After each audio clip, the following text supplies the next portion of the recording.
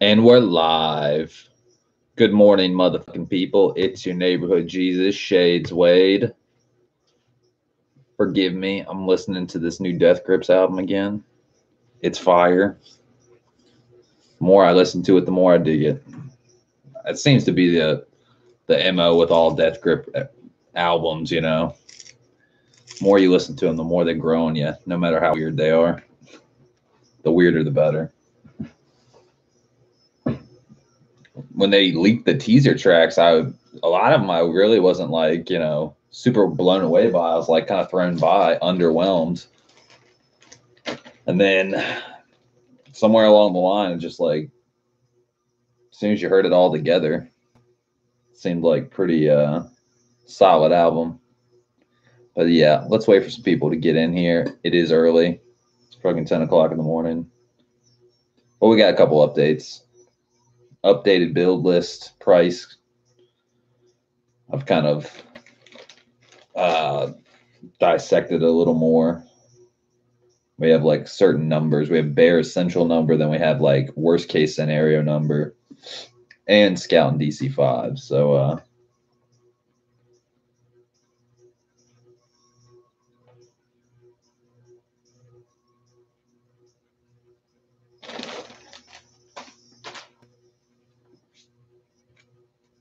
we got one on the head counter. Who we got?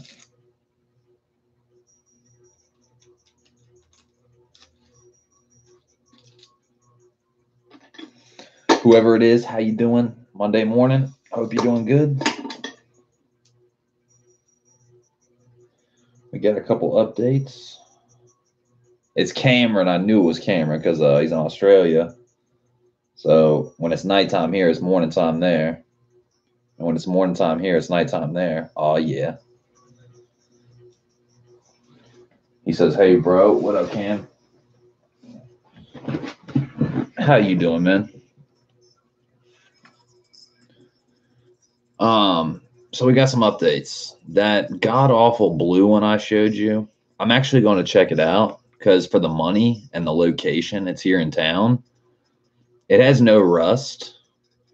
It has 230,000 miles on it, which, seems like, getting there, a little wear and tear.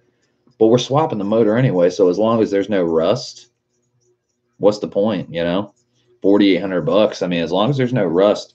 And I talked to him on the phone this morning. Remember when I tried to call him and it went straight to his voicemail? I called him this morning because, some people on the weekend, they might turn their phones off because they're trying not to get bothered or whatever. So I called him up. I was sitting there with my grandmama, and she's like, why don't you try to call him? I was like, right now? It's like 8 o'clock in the morning. So I call him, and he answers like right away. I'm like, hey, is the RSX still for sale? He's like, yeah. So I was like, is there any rust? He's like, no, there's no rust on the underside. When I bought it, he took that 3M undercoating protective rust protectant paint. He coated the entire undercoating with it. So that's fucking dope, And he said that the trunk was leaking a little bit, but he, sprayed and cleaned and sprayed the spare trunk well. Because even my spare trunk well had a little bit of rust in it, but it's not the end of the world or anything, But $4,800. It's got some Cosme's wheels and a bunch of parts in it and stuff we could sell. K20Z1 swap. I could probably get like $1,500 for that swap, even with 200,000 miles on it, or 230 on it. Yeah, Cameron says taillight gaskets. I have a brand new set of taillight gaskets too, which is very nice because then I can just nip it in the bud as soon as I get it, make sure he said he already addressed it. It's not leaking anymore, so I'm not really worried about it. My trunk was leaking a little bit,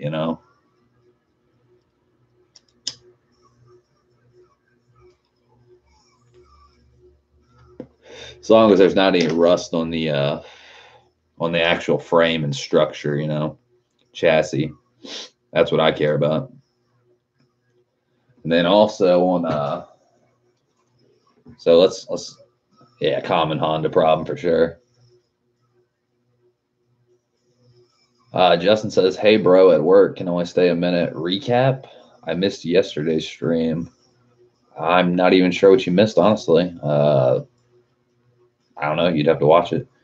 But today's update is build list price. I've kind of dissected my build list to, if we were doing, let's say the low number, just the essentials, the motor itself, the timing chain tensioner, valve cover gasket, rear main seal, oil pan, and then the interior and the limited slip and all that stuff, we're looking at about $7,000. And if we throw in the things we might need, like the alternator, starter, spoon thermostat, water pump belts, spoon hoses, axle seals, anything like that, we're looking at about $8,500, $8,600, somewhere in there. So originally my number was $8,200 for with the transmission, the K20A Y2M3 transmission, but instead we're doing LSD for $1,000 on my transmission, my Type S transmission. Synchrotech carbon synchros are like $700. Got to get some flywheel and pressure plate bolts, manual transmission fluid, little shit like that. So that's the update. We've basically gone from 8225 for something we don't need, you know, the Y2M3 transmission, because now we're doing something better. We're building a better, we're getting LSD aftermarket, we're getting carbon synchros, and we're going, the highest number would be 8,600, the lowest number would be $7,000. So true story. Justin says, no test drive since Saturday. Nope, no test drive since Saturday.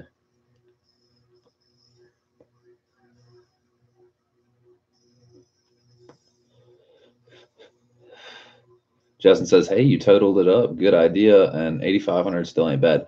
Well, see, like 8,500 gives me a lot of wiggle room. Like these aren't, some of these numbers are definite numbers. You know what I'm saying? But like, let's say, like for the interior, Gato says, I say you get a cheap Prelude and build it up. I thought about that, but it's hard to find a good chassis, man. Like 5th gen Preludes, like they're in rough shape when you look for them. They have a lot of rust around here and around the East Coast. Like all the 5th gen Preludes I've seen have just been atrocious. Like I don't even want to touch them with a 10-foot pole. But how you doing, by the way? How was the wedding? But like I was saying, you know, I'm giving myself some wiggle room in certain areas. Like, let's say the Recaro seats, the red Recaro seats, I can get them for $1,000. But I said on the list 1,500, and I said the carpet was, you know, 300.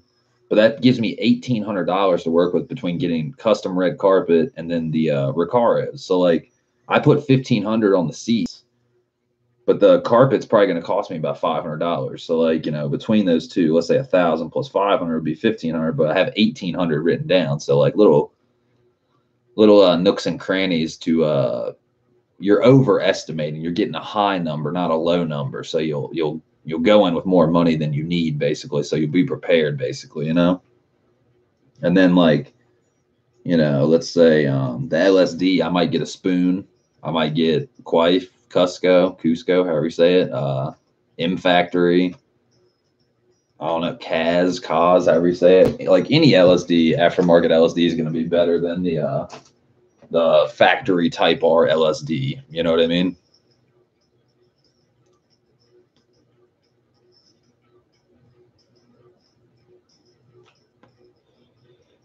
Justin says, did you see the 06 black RSX in Mechanicsville? Yeah, most likely.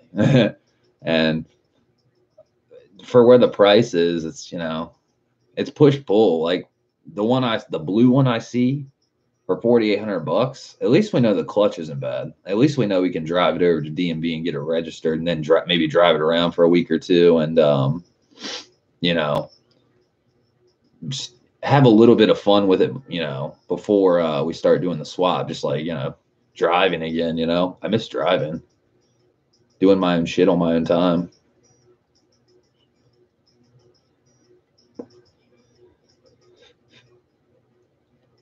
Yeah, Justin says, you want to sell your Prelude? Got to, yeah, after you just put a roll cage in it and, you know, started getting suspension parts and everything. Yeah, sell it to me, Gata. Let's go. Gata says, it's hotter than a motherfucker around here. Dude, I bet. It's like supposed to get up to 97 today or some shit. Matthew Pattia says, secret agent, man. What up, Austin Powers? Gato says, nah, not selling the lewd. Plan is to race it to death and then make a table out of the engine. Get a lot of degreaser for that. Justin says that guy's going to tow it to you. No, that was the silver one that looked like dog shit. I'm talking about one in town here, the blue one for $4,800 with like the really big, ugly Cosme's 18x9 wheels and the blue Arctic blue pearl paint job, but then the black hood and the black trunk. Those things can be addressed as long as there's no rust. I mean, it really doesn't matter. You know what I mean? And the motor, I asked him how many miles are on it. And he said it has, when he bought it, it had 200,000 miles on it. And he's only put 30,000 on it. So it's got 230 on it on the body and motor. That really doesn't, as long as it's been taken care of, and he actually works at a body shop, the entire underside of the car has a 3M rust protection coating, that black rust protectant paint. The entire underside of the chassis has that. So that actually makes me feel pretty good about that. The chassis is protected, hopefully. Hopefully it's not like rust underneath it and then he just like covered it up.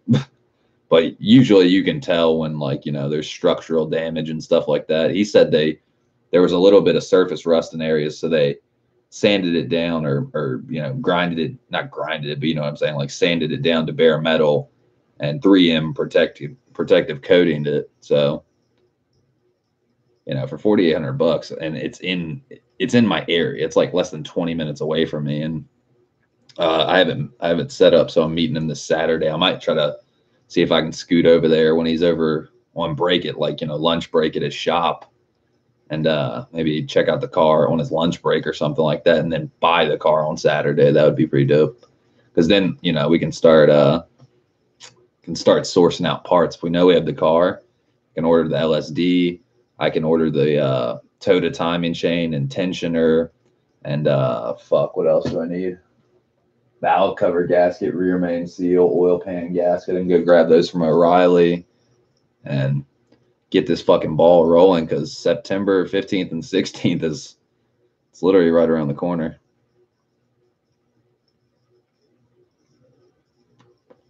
And literally at the least I can it's got Raceland coilovers on it and shit. I don't like those. Not a big fan of those. As many smart people are not a big fan of those. We'll see. I'll give it a go and see what it looks like when I get there in person, and see how high or low it is. Probably pretty low, but not too low because they're 18x9. See if what the suspension setup's like, because then see if I can throw my my Type R wheels on it, because I just want to get those Cosmes off ASAP. Those Cosmes, I can't stand them. Or I might just wait until the end, keep them on there, and not waste my rubber, because I have brand new Toyo R888Rs, so I'm not trying to waste them or rub them if that's the case, like too low, rubbing, stuff like that. Justin says, sweet, bro. George is here. What up, George? Hey, guys. Cameron says, hey. Justin says, hey, George.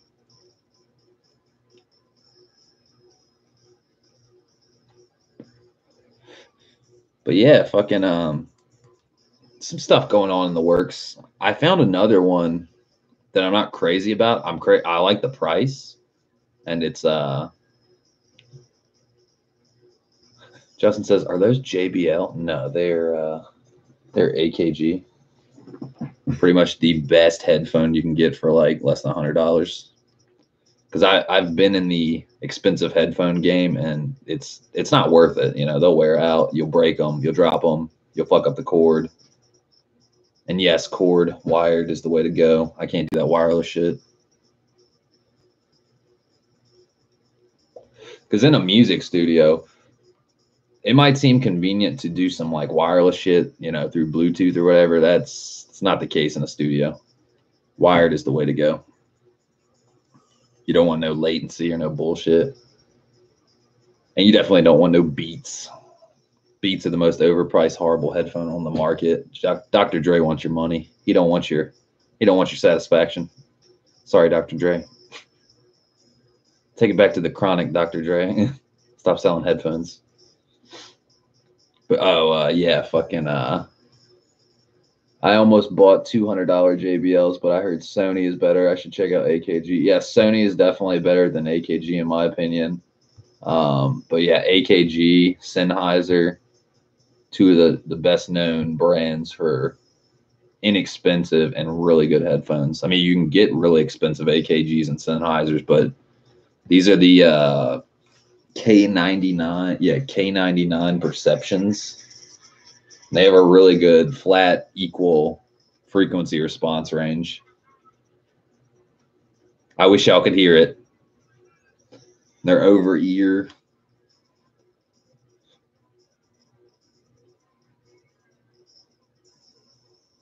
Justin says Beats is bad. Yeah, they are.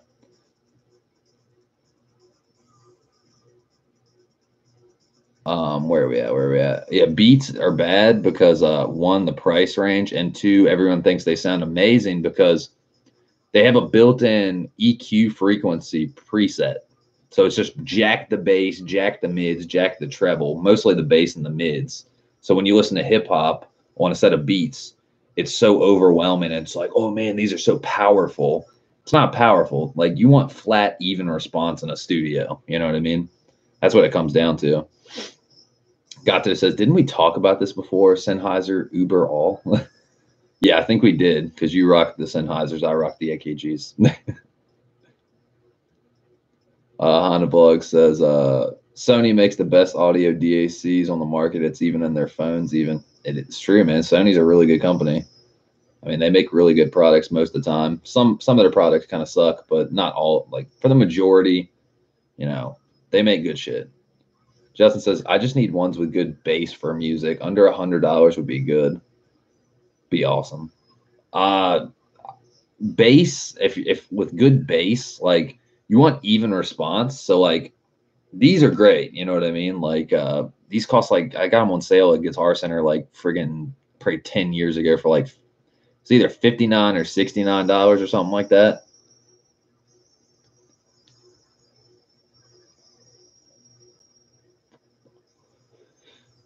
Justin says, I already read that. Honda Vlog says, sup, Justin, sup, Gato. Justin says, sup, Christian. How you doing, man?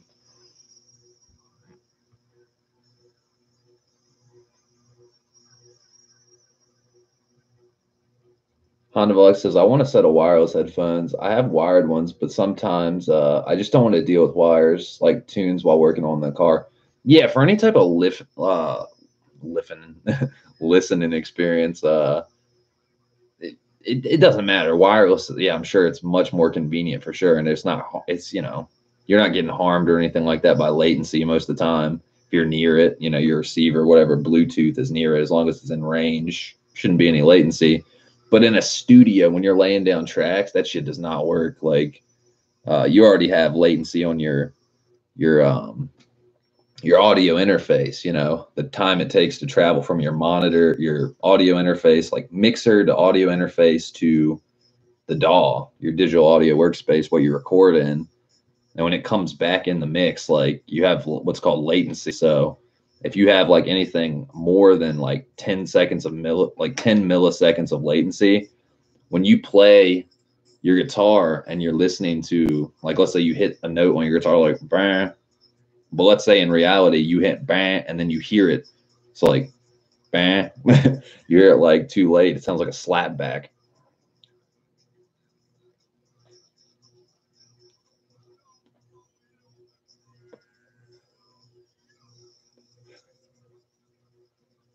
Gato says sup.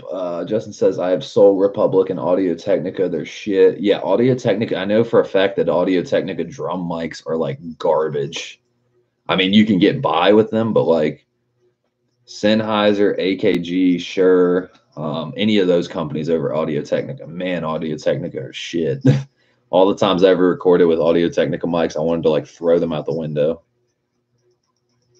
Especially the clips too, the Audio Technica like mic clips, they're fucking garbage. Honda Buck says no studio. Totally, studio is a whole different ballgame. You got 400 potentiometer to fuck with. You got to hear it all. True story. Cameron says I got Samsung headphones. Not bad if you're just listening. I mean, Samsung's not too bad of a brand, honestly. Got this as shit, boys. I need to lay down. Not feeling great today. Looks like we traded spots. I felt like garbage yesterday, and I'm actually feeling a little bit better today. Got this as see you later. Have a good one, man. Hope you feel better. Justin says, how about Warp? Warp. That's a company I'm not familiar with, and that's probably because they're really bad. Cameron says, see you, Elias. Justin says, oh, sorry, got to feel better soon, dude. For real, though. Did you drink too much good drink at that wedding? Might have been a lot of people there. Might have caught a bug or something. You never know.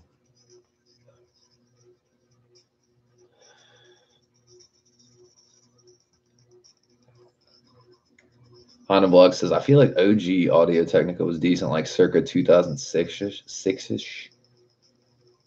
That's probably right around when I was using them. Like, that's like, fucking, see, I was in high school in 2005. So 2006, I was a sophomore in high school.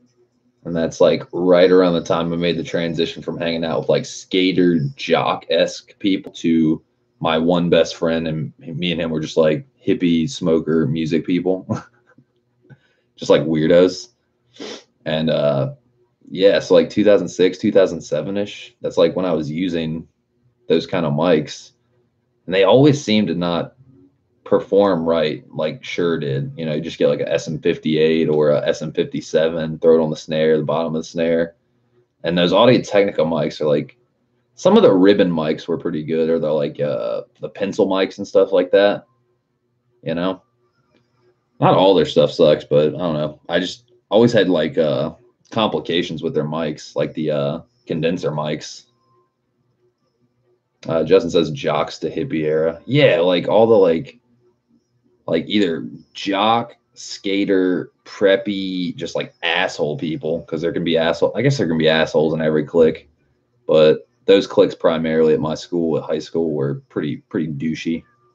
And then like me and my one like little circle of friends, a lot smaller circle of friends, like we are all just like weirdos, like weird music, smoking, playing ultimate frisbee, and skateboarding. Some not like the other people, like they're really good skaters. Like I used to hang out with like really good skaters, like people that are pro now, and it's fucking crazy.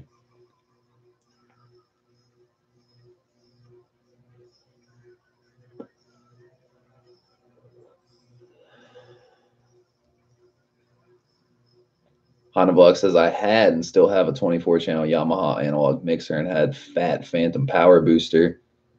That probably helped a bit with the Audio Technicas. Maybe we had Phantom. We got Phantom power on ours. Like most condensers, you have to run it with Phantom power. So not sure about that. Unless it's like individual Phantom power outside the mixer is what you mean. I'm not sure. Justin says that's awesome. Broke Dad's here. What up, man? Dude, banging podcast again. I like the Fast and the Furious best to worst movie dissection. That was great. I love oh, Honda Vlog says no spoilers. Damn it. I can't talk about it now. That shit was dope though. All I'm gonna say, I'm not gonna spoil like everything, but obviously me and Broke Dad see eye to eye on Too Fast, Too Furious. Oh my god. When I heard that, I was like, ah. Honda Vlog says we hungry. I'll take my cutter back. Shit is so corny. Oh shit. That purple eclipse, man. I remember like seeing the first one and being so stoked. I was like, literally like that eclipse is pretty badass. That RX-7 is really badass. Like the cars in there were pretty badass. Then you see the second one, you're like, what the fuck is this Mitsubishi Bukkake? Justin says, got to get back to work. Catch you later, dude.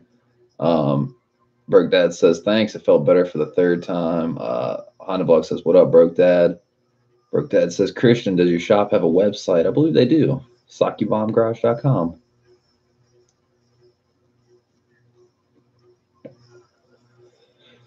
Broke Dad says, I want to patronize you all. Patronize away, man.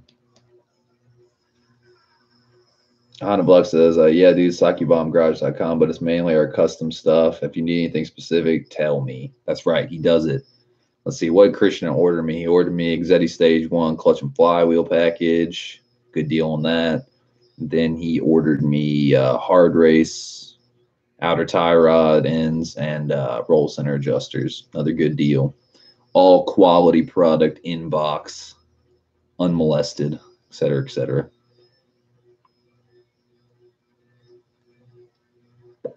It got here fairly quick, a lot quicker than Nemo's garage. That's all I'm gonna say. Wink, wink.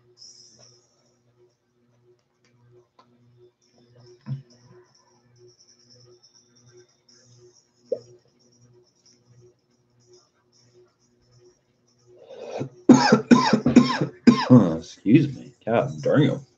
Smoke it to the mattress. That's what my uncle says. Smoke your cigarette down like really close to the filter. You're smoking it down to the mattress.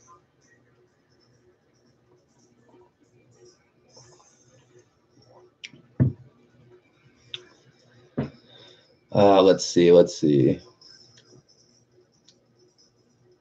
Honda Vlog says, dude, Motor Spirit on YouTube. LOL. He had a front EG lower arms and hard race told him they're compromised. There's a structural flaw. LOL. They told him to destroy them and they'll refund. What? That's fucking crazy.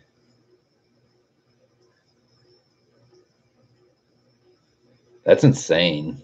That like, I'm glad it's just like one of their products and not like all their products because that would scare the shit out of me. They're like, hi, I heard you're running our outer tie rod ends and roll center adjusters.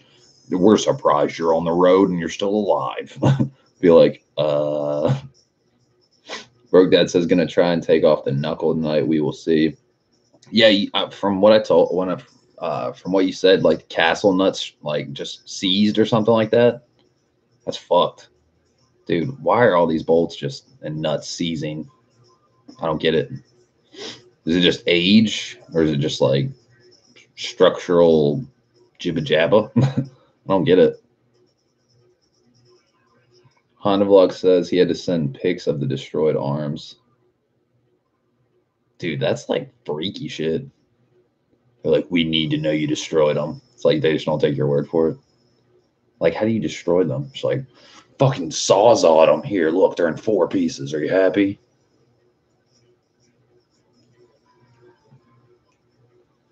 George Bonnie says D. Hunt Block says Illuminati. Metal Illuminati. That's right. Broke Dad says, likely rust and age, metal changes. Yeah, probably like shit getting cold, hot, you know, rust, oxidation, all that shit.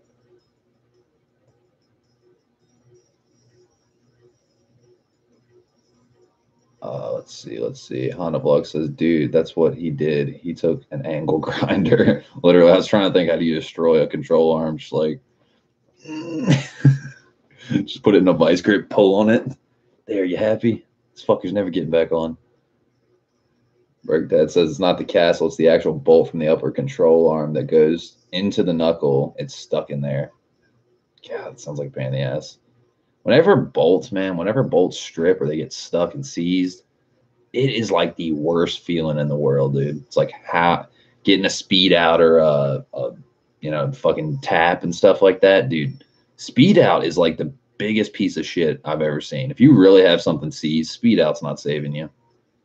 Like you're better off just like taking a flathead and a hammer and just like trying to chisel into, a notch into it. You know what I mean? A crazy story. We were trying to replace the door actuators for the locks in my my doors in my DC5 before obviously it got flooded. I used to work on my car. Me and my pop, we go over to the shop and we're trying to.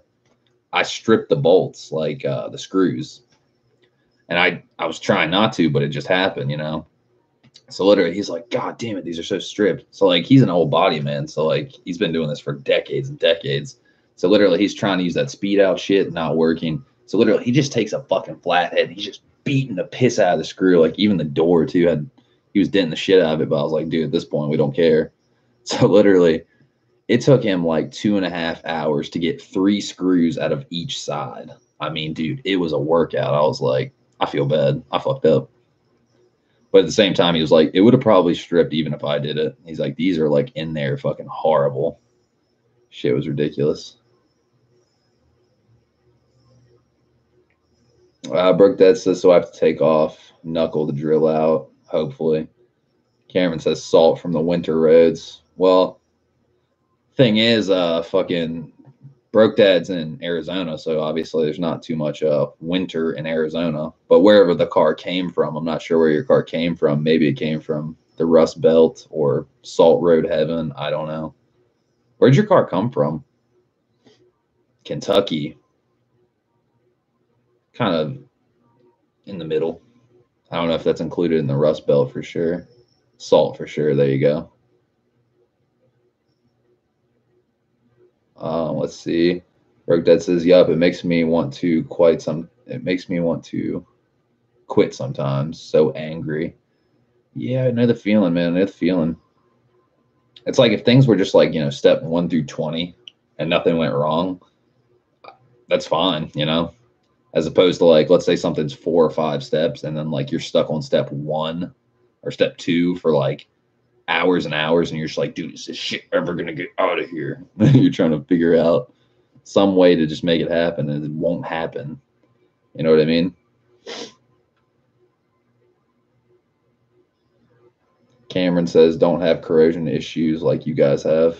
Yeah, you're in Australia. You're lucky. Broke Dad says Kentucky, salt for sure. Honda Vlog says heaven. Oh, yeah, that's not heaven. Broke Dad says LOL quit. Broke Dad says it's a 20-minute job that is now going on day 2. The worst. It's literally the worst. I'm trying to think of a job like that I've done where just something retarded easy. Probably the most recent one was probably the stereo. Trying to I was using the Metra harness, the universal Metra harness. I'm getting all these ground issues, and I know it's not mechanical like that, but still electrical work can get pretty fucking annoying too. So then literally I go to the place with the car toys. It's like this place down the road. They have the Bose integration harness specifically for the RSX Bose system. Plug it in, everything's great. And then I got my windows tinted, but literally if I would have known that it was the harness from Crutchfield, then I would have just fucking ordered the right harness. It was just a pain in the ass.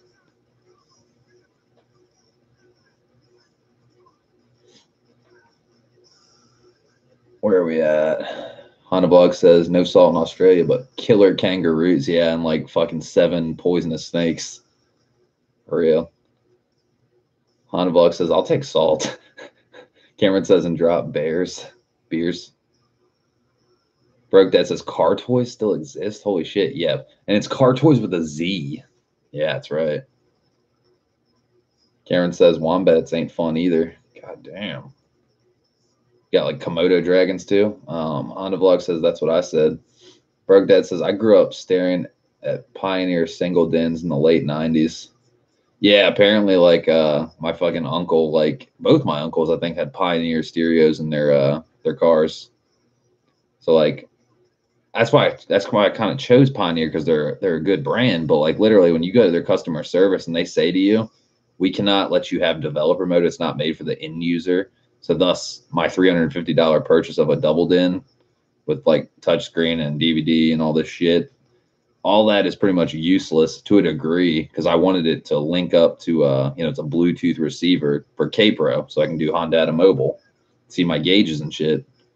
So yeah, just a waste of money. Now I got to get a Join Android doubled in. It's like $400 and seems like an excessive purchase now. I'll probably just sell the Pioneer to somebody for like $200, just try to get it moved quick. And yeah, true story. Sucks when you buy the wrong part. Let's see where we at. Honda Buck says, LOL, speaking of taking it back, let's talk about Funko Land. Oh shit. Pre-GameStop. Yep. Dude, and you want to know the fucking crazy part? There's Funko Land here. And then there was Fun Company. We had a game room called the Fun Company, and it was literally like the OG arcade, like on Hull Street. If you any Richmond people, like there was a movie theater here, and then like the strip mall right next to it, there's the Fun Company. I used to go to that shit when I was like 5 years old. Shit was so much fun. My uncle would take me there and game out for a few hours. Most fun ever. Most fun ever.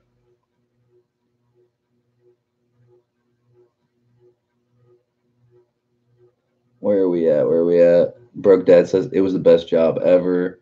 Honda Vlog says that was the place, man. Broke Dad says late night pizza and GoldenEye sessions. GoldenEye N64, man, that shit used to be fun. And honestly, as weird of a design the N64 controller was, that thing was actually pretty fucking fun to play with. Like that joystick in the middle.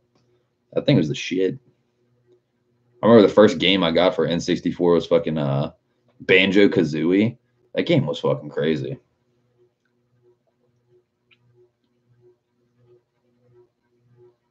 Let's see. Cameron says wombats wander out on the road, and when you hit them, they fuck up the car pretty bad. I've had a raccoon fuck up my car pretty bad. Coming back from Nashville, it took the whole washer bottle out, cracked the bumper. Oh man, it took a big chunk of my car. Granted, I did hit it going about 70 miles an hour, and I didn't even stop. I was on the phone with my mom. She's like, "You're coming back?" I was like, "Yeah, I just fucking broke up with my girlfriend, blah blah blah. Got all my shit in the car. I had to leave half my shit there, and I'm upset." She's like, "Are you okay? Do you need to pull over or something and talk about it?" I'm like, "No." Boom, hit a raccoon. I'm like, she's like, "What was that?" I'm like, "I literally just hit a raccoon going like 70." I pull over and I look at my washer bottle. Fucking lines are draining fucking washer fluid on the fucking ground. I'm like, "Oh my God." Fucking bottle's gone. Fucking bumper's gone. It's crazy. Cameron says, I got a video of me hitting a wombat in the Integra. I'm trying to see that today. Wing King says, who cares? What's wrong, Wing? Why, Wing? And how you doing, Wing? Broke Dad says, we had a Famicom store in our mall as well, which sold legit Japanese Nintendo gear. It was crazy. Hell yeah. Honda Vlog says, "'Twas genius." George says, Mario Kart, dude. Mario Kart's the shit too. Winking says, Metroid. Cameron says, same here with the Wombat. Bumper and washer bottle destroyed. Winking says, LOL. Cameron says, on my channel. Oh my God, I got to see this like right now. Camo _ FK8.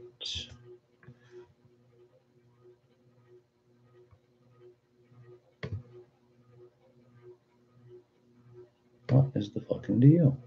I'm trying to find your channel and it won't let me.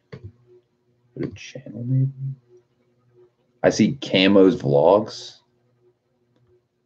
I want to let me see your channel.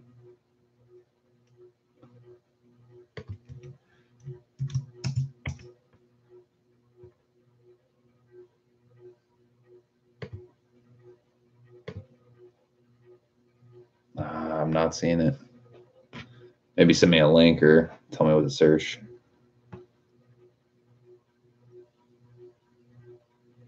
Winking says, just jumping in with my regular Professor Chaos shit. Professor Chaos. Cameron says, got a SNES in the FK8. What? That fucking Civic Type R just got cool points. Just hop in the back. You got a Super Nintendo. What the fuck? Holy shit. That just made it way cooler. Like, way cooler.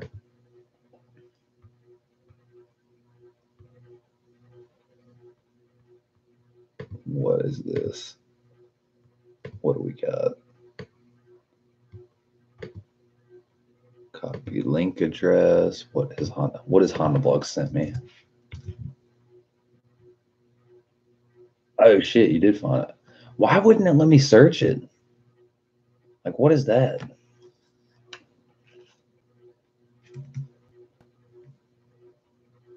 Dude, that DC5 sounds. Oh shit. Dude, that was fucking raunch. You're like just cracking VTAC. Boom.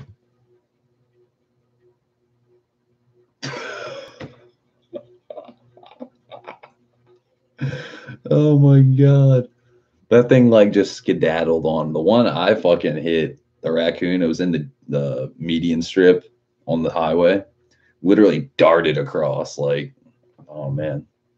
That thing just pimp walked out there, just got fucking smacked by a Honda Integra Type R. Let's see. Wayne King says you need a Dreamcast in your FK8. Dude, Dreamcast was a shit. I remember I was in 5th grade when the Dreamcast came out, and I was stoked on like PS2. Yeah, PlayStation 2 just came out, and or maybe I'm thinking of N64, one of the two. Can't remember the timeline. Well, my friend, he got a Dreamcast instead of a N64. Or no, it was PS2. It was PS2. But yeah, fucking, I remember that all that Sonic shit and like the little, it almost looked like a fucking Tamagotchi or something that went in the controller and had like a little screen on it, and the whole system was wild style. Crazy Taxi, I remember that game was fun as shit on Dreamcast. Broke Dad says our fun co-land got robbed during Xmas by some dudes wanting Dreamcast. Idiots. Yeah, that's pretty extreme. We want your fucking Dreamcast. Give us those.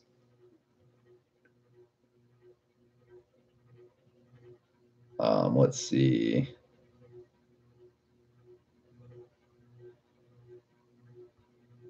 Hannah, God damn, who the fuck's beeping their horn?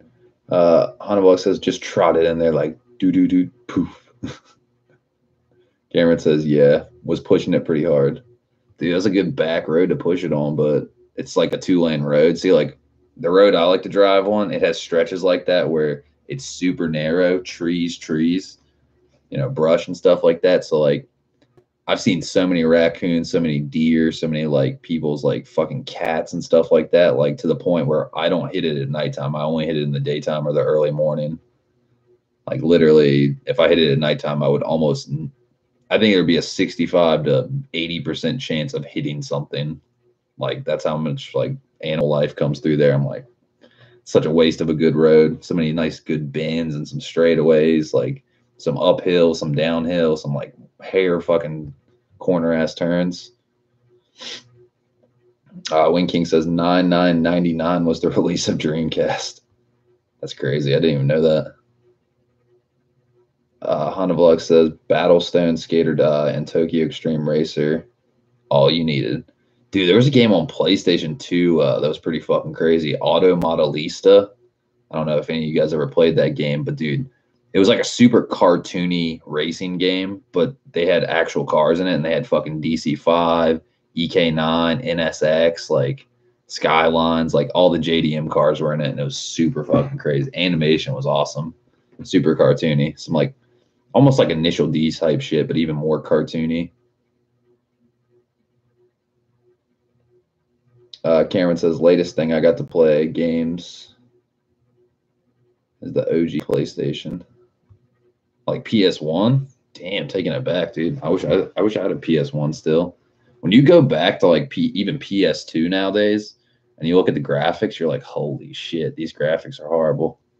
Because like if you're used to like 1080 PC games or friggin' PS4 nowadays, like where the graphics are getting up to 4K and shit like that, like you go back, even looking back at like Sega Genesis, like 16-bit games, shit is crazy.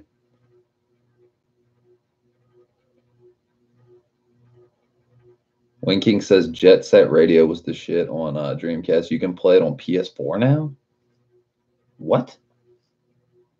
Are you serious? That's a game I'd actually fuck with on PS4. Jet Set Radio, PS4.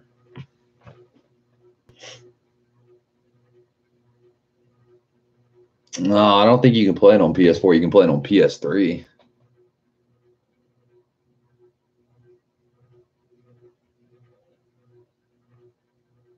Yeah, it says on on the PlayStation Store, PS3 also on PS Vita.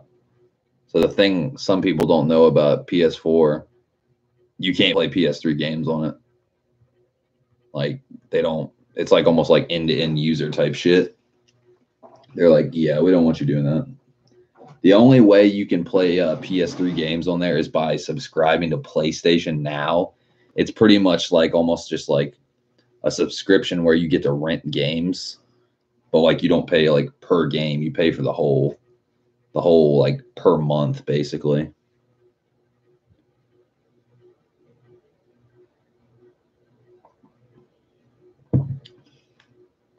Speaking of graffiti-esque games, did any of y'all play that PlayStation 2 game? It was like a graffiti game. I cannot remember the fucking name of it. It was like Def Jam Hip Hop made a fucking game. Same like way they made the fighting game with like, you know, Joe Budden and like all the rappers, and it's like Mortal Kombat basically, but it's like street fighting. That shit was pretty crazy.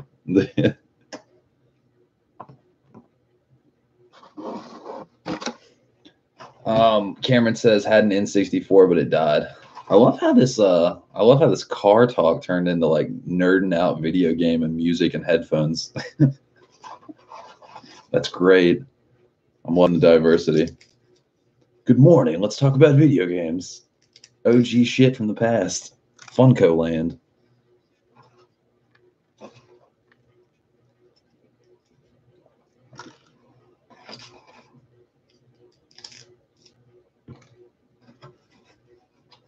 Beat y'all. Cameron says had an N64, but it died. Damn. That's crazy. N64 was like. Yeah, Wing King says, good thing I still have PS3 and PS4. Well, that's another thing, too, that kind of turns me off about the PS4. Like, obviously, the graphics are great. There's more up-to-date games and, you know, features and all that bullshit. But the thing that's nice about PS3 is if you wanted to play online with your friends, you didn't have to pay $9.99 a month. With PS4, you have to buy PS Plus. And if you don't, you can't play games with people. You can only play games by yourself. Like, that's fucking whack. That pay to play bullshit, you know. That really gets on my nerves. Having to fork. I mean, it's $9.99 a month, or $24.99 for 3 months, or $49 for the whole year. But the thing is, I never know if I'm going to be playing games hardcore for the whole year. You know what I mean? Like, it's a waste of money if you're not going to play it. I guess it's saving money technically, but if you're not playing it, sometimes I go like, I won't touch my PlayStation for months. I mean, obviously, recently, not so much. I play like every fucking day at some point for a couple hours, but that's only because I got nothing else to do. Need to go fucking get a job. But to get to a job, what do you need? A car. So I honestly just want to get my car built. Get my car, build it, go to Honda Day, come back, go get a job at O'Reilly or Advanced Auto Parts or some shit, and stack up some more money. Start saving some money up.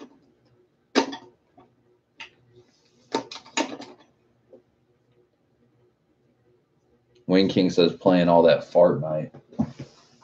Dude, I'll agree with you, man. Recently, I mean, like I got a win last night, a squad win last night, which is actually more recently, dude. It's hard to come by a win because it's a fucking sucky game.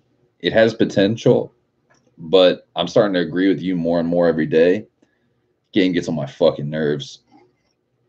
It's really getting on my nerves. It's really pissing me off because the new dilemma, when you jump up to try to avoid getting shot, like let's say you both have shotguns and you're jumping around like two fucking rabbits. Literally, if somebody shoots at you and you jump while they're trying to shoot at you, you'll freeze, you'll glitch, and they'll glitch kill you. And how is that fair? You know, it's like that shit never happened in Call of Duty. That shit never happened in Battlefield or any like real combat game. So like it's just like this incompetence that literally like fucking boils my blood. I'm like, dude, how do I even have a fighting chance? This game sucks. Like the guns are sweet. some people might not like third perspective, outside, not a heads up view like Call of Duty. I actually like third person view, seeing like, your character's body and stuff like that. I think it's kind of cool. It's cartoony. I get all that. It's not everyone's cup of tea. It's not super realistic, but the guns, the building, and like shit like that, like if you can get a grasp on it, it's a really fun game to play, but it's only fun if it doesn't glitch out, because that shit is so not cool. Makes me never want to play it again. Makes me want to sell my PlayStation. Stuff like that. True story. That's my rant on Fortnite.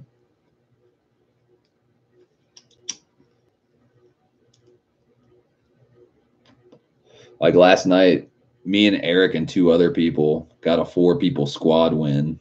Totally earned it. Totally won. No glitches. Was happy. Then we ran with his buddy in Hawaii. So it was me, Eric, and Run Silent.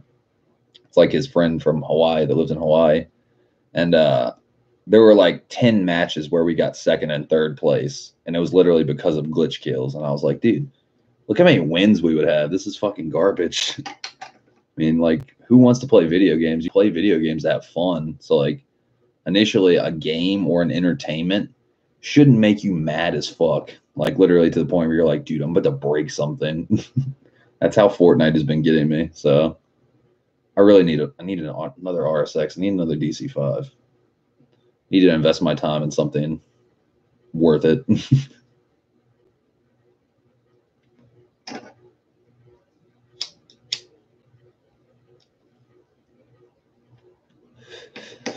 But yeah, for all y'all that weren't in here already, I boiled down my list a little bit more.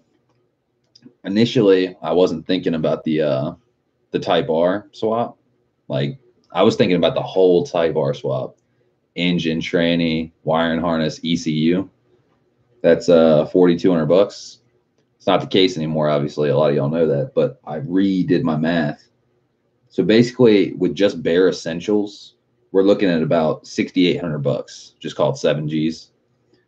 If we're getting an alternator, a starter, fresh stuff, a new spoon thermostat, water pump, belts, spoon hoses, axle seals, shit like that, we're looking at about $8,500. But those things are not essential. It's only in case, the alternator's not as good as it could be. Starter, water pump, shit like that. You know what I mean? So, it's somewhere between 7Gs and 8,500.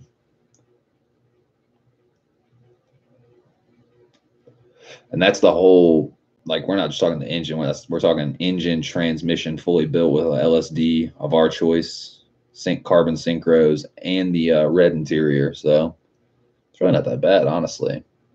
And especially seeing as I'm trying to spend $5,000 on a DC5 that has high mileage but no rust, in town, no less. I think for $4,800, just call it $5,000. Then the 7 we're gonna spend on essentials, that's $12,000 right there. It shouldn't be too inobtainable to do. You know what I'm saying? I've been doing the math.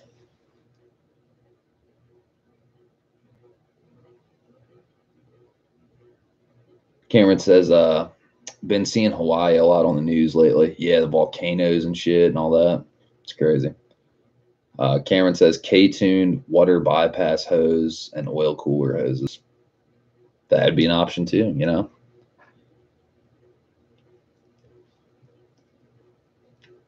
Because this is just the initial setup. Like, once I get all this stuff and get back from H Day, I'm trying to get it as clean and mean basically as I can before H Day. Not that I really have anything to prove to anybody, but it's more just like, just seeing people's opinion, getting feedback, like seeing if people are like really wowed by it, like, whoa, that's a lot of work. As opposed to even like my setup I had before I lost it in the flood. I wasn't even entering my car in the car show. And like literally me and Gato and Lawrence walk over to my car because they wanted to check it out, do a little walk around, and they've never seen the car before. And literally, like, while we're sitting there, like, two-stepping and stuff, and I got the hood opened, like, literally passerbys are walking into H-Day, and they're like, dude, that thing's fucking clean. Why isn't that thing inside? And I'm like, I thought it wasn't ready, but apparently y'all think it is. It's fucking crazy.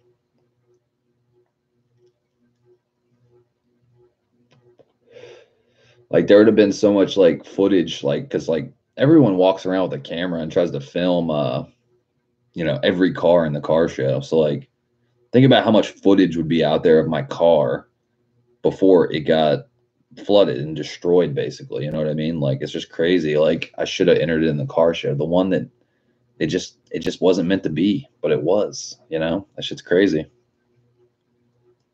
Because I was like self conscious. I was like, it's not ready yet. Like it needs more. It needs more. Like my wheel's got a curb mark on it. Like my hood's got a knuckle mark. Like I was so self conscious about it, but I should have entered it. I mean, there was people there with rust on their cars and shit like that. They got a K swap and a fucking DC2 or something, and then they got like rust on their fucking fender lining or their fucking back wheel wells and shit like that. Let's see. Cameron says my DC5 hardly ever got attention. Damn, it needs attention. That's a sick build. Supercharged K, man.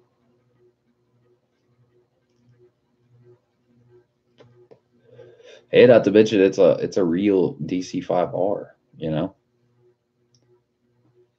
Fucking right hand drive in Australia car.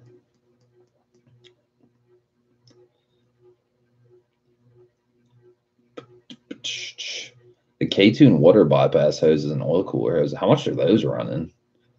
I haven't even looked into those before. I mean, I know I've seen them before. I just off the top of my head, K-Tune has such a lineup of parts that I always kind of lose touch of what part costs what.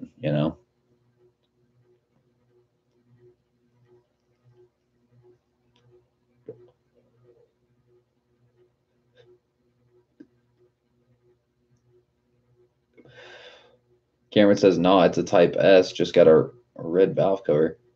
So it's a Honda Integra Type S. Is that what you're saying? Or is it just an Acura RSX Type S you imported? Or what's the deal? I'd have to relook at your pictures because I could have swore it was a Honda Integra Type R. You fooled me. I thought, you're in Australia.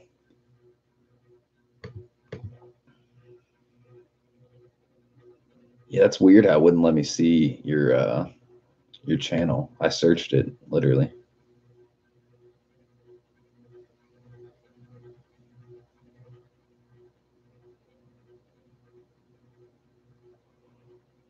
Damn. Ugh, I am tired. I've been up since 8 p.m. last night. So it's going on, let's see, 12, it'd be 15 hours.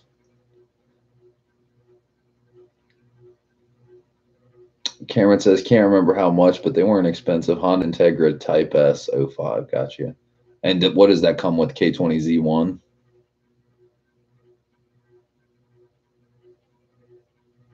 Cameron says 1 a.m. there. Damn, you're a trooper, dude. Trooping. Yeah, Z1. Nice.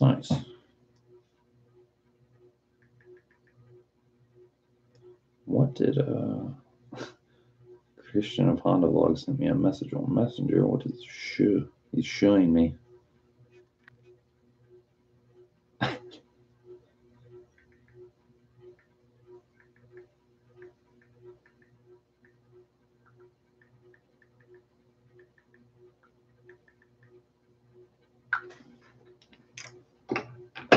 Me and Christian see eye to eye on so many issues, so many topics.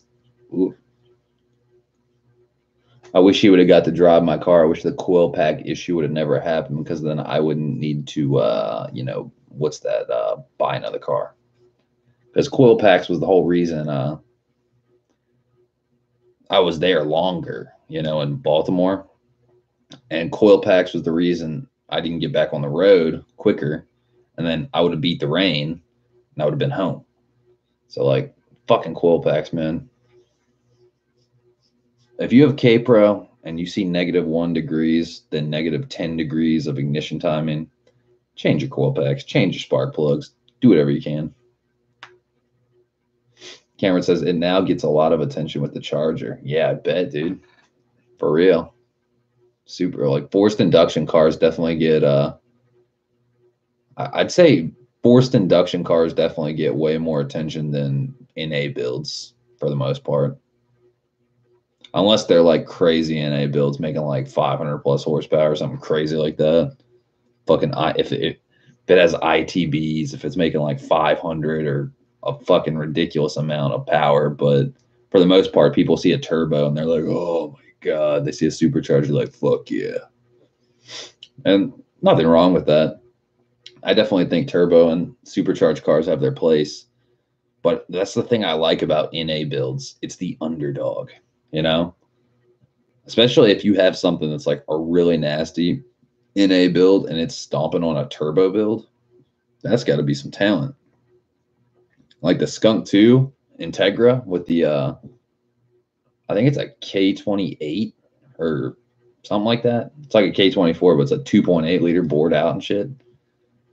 They're making 500 horsepower currently, or like when they had it on Hoonigan, and they said when they get done with it, they're gonna have 200 horsepower per cylinder. So they're gonna have fucking 800 horsepower in A. That is insane. Like that's like fucking better than some turbo car setups. Like, you know, let's say they're pushing 6 or 7, like literally 800 horsepower in a K28.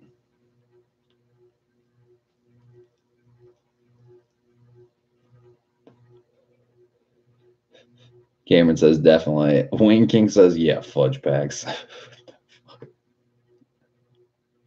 Cameron says, my charger is huge. I tell people I got a motor bolted to the charger. Yeah, it's the other way around. Yeah, I got a motor with my supercharger as opposed to I got a supercharger with my motor.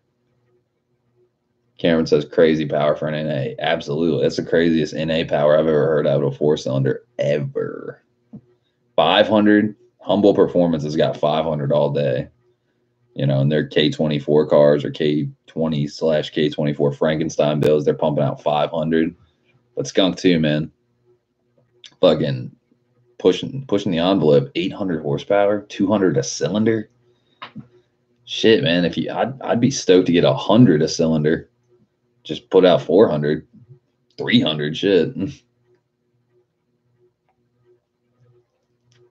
Like 75 horsepower a cylinder, 75, 75, 75, 75, 300. Like that would be dope to me. Like K20, K24 swap with full, really good bolt-ons, TSX motor, K24A2 block should make 300 horsepower. Like honestly, because Surge Motive, his setup is a K24A4 block, the CRV block, lower compression. And honestly, he's putting down 273 to the wheels with a Type S head. And what does he got? RBC manifold and like cold air intake and, you know, this and that. And if he does a Skunk 2 Ultra manifold and a 90 millimeter throttle body, he's supposed to hit 300 and break into the 11s, like high 11s. So, I mean, if you have the TSX bottom end, you should hit 300 like all day. Damn near it at least.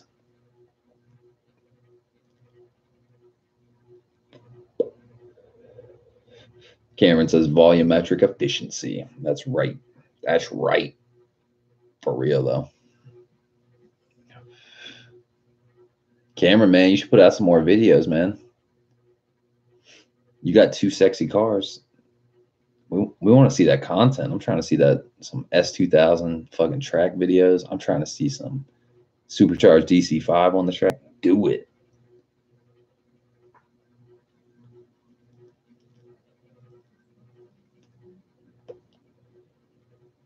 And Wayne King says, yeah, more wombat deaths. Cameron says, yeah, I'm a bit slack. Well, there's nothing wrong with that. I'm not criticizing. I'm just saying I'd love to see some content from your channel because you got like 2, 4, 6. You got 10 videos, which is not bad. I mean, it's better than 1 video. Better than 2 Beaver Wedge videos, obviously. Wink, wink, Justin. But what is FWY, by the way? I see you have like a 30-minute video. I'm about to like watch that shit. What is FWY number 4? What is that all about? Wayne King's LOLing. Hi guys, this is why you buy a Honda. It's never gonna get old. Oh, freeway number 4. Got you. There we go. Damn, those are like one's 27 minutes, one's 30 minutes. Was a car meet. Gotcha. But yeah, I'm just saying, like, there's certain types of people that, like, procrastinate on filming or they don't have time because they're busy going to car meets. But I mean, just bring a camera with you, man. I'm trying to see some shit. See what Australia's all about. Because it looks pretty cool, honestly. Like those pictures on your Facebook of that car meet in that parking garage, that shit look pretty dope.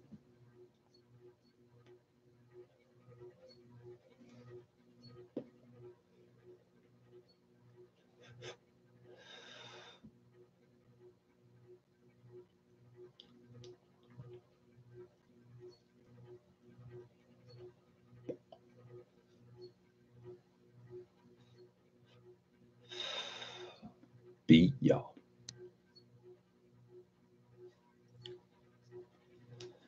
But yeah, wing, man, once I get on the build, man, I might have some more stuff for you to powder coat if you're down.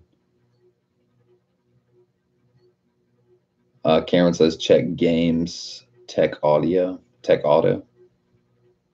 Check games, tech auto. Games.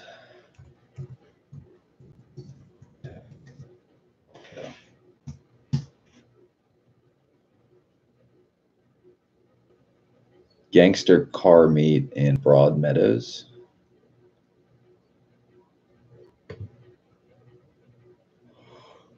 Oh my goodness.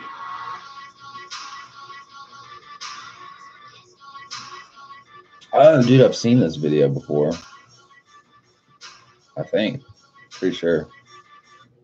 Is this in Australia or is this in Japan?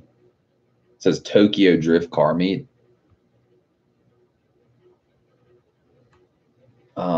Wayne King says only if you get matching snatch pockets. God damn it, with these fucking beaver witches. Justin has poisoned the youth. In Australia. Okay, got you. Because like that video is very similar to the prowess of it. There's this one in Japan. They showed this Japan like parking garage car meet, and literally like has this this vibe. I mean, obviously it's a Tokyo Drift car meet, so like same vibe as in Australia. I mean, Australia and Japan, basically. That's crazy. Wing King's LOLing. Dude, seriously though.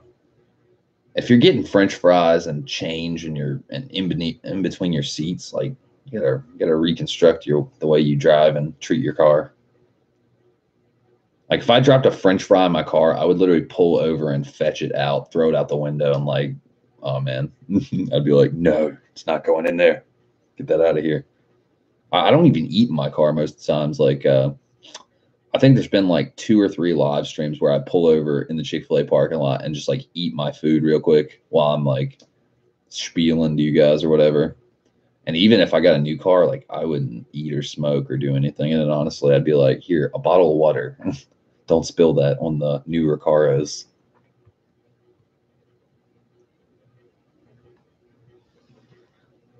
Wayne King says, did you see the pic of the ultimate wedge beavers I sent? Yeah, the Supreme ones. Yeah, that was pretty funny.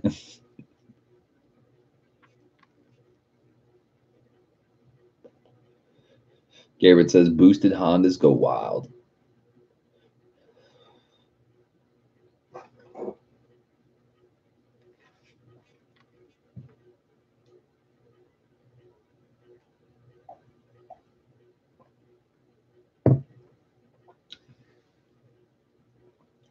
Wing King says, no, the electric beavers. What? I don't think I saw that. It might have got lost in the fucking 30 RSX listings you sent me. Or maybe it was before that. I don't know. Dude, that's like, dude, I've looked at so many RSXs from you, myself, Broke Dad, everyone that my head is spinning. Like I'm getting the prices mixed up, the mileage, like where the location. I'm like, dude, Jesus Christ. I've looked at more DC5s than I like. It's like It's overwhelming. You're just like, they're everywhere. This one's got rust. This one doesn't. This one's got high miles, low miles, high price, low price, manual, 5-speed manual, 6-speed manual, automatic. Like, brain just explodes.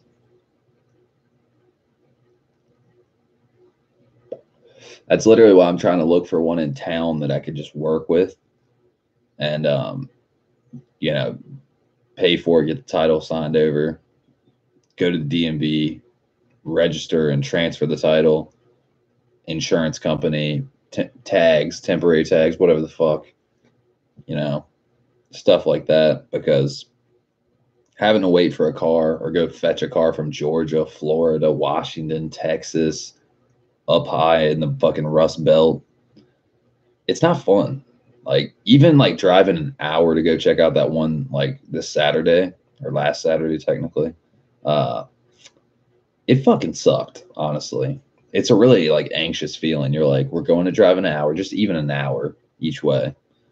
You go there, they say it runs and drives great, and it drives like dog shit. Like, clearly the person was testing our intelligence or something. I don't know. I think he knew, honestly, because he said his friend adjusted the clutch pedal, so the clutch pedal's a little like, it's not quite right, but it wasn't the clutch pedal, it was the clutch. That clutch fucking sucked. It was done. And honestly, if it's a stock clutch, I would say if he did or owner before him or a combination of both, beat the hell out of that clutch. Like, literally. Improper driving or just fucking doing a pull like every time you drive it. Like, not just a pull, but like pulling it everywhere. Drive it like you stole it or some shit.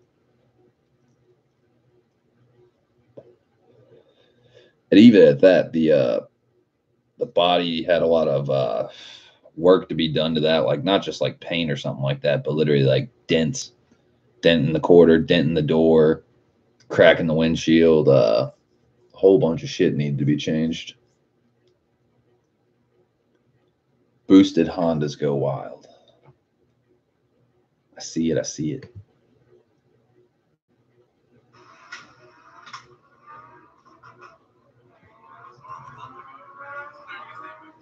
Episode 40.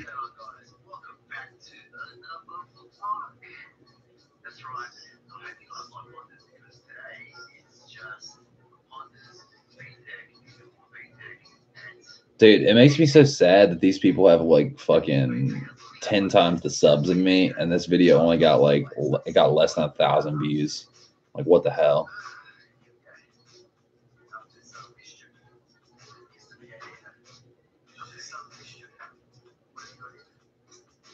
Oh, 1, 2, 3, 4, 5, 6.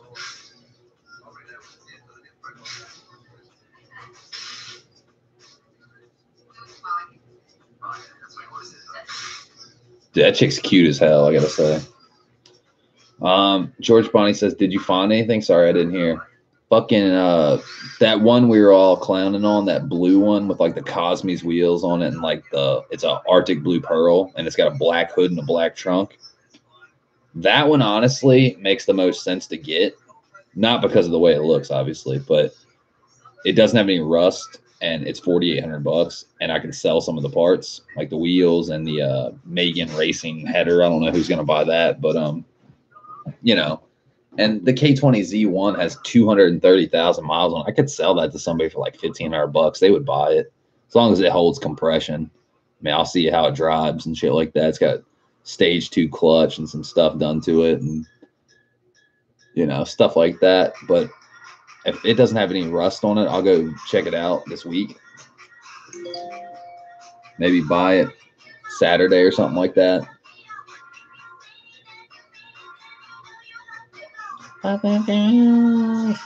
Dude.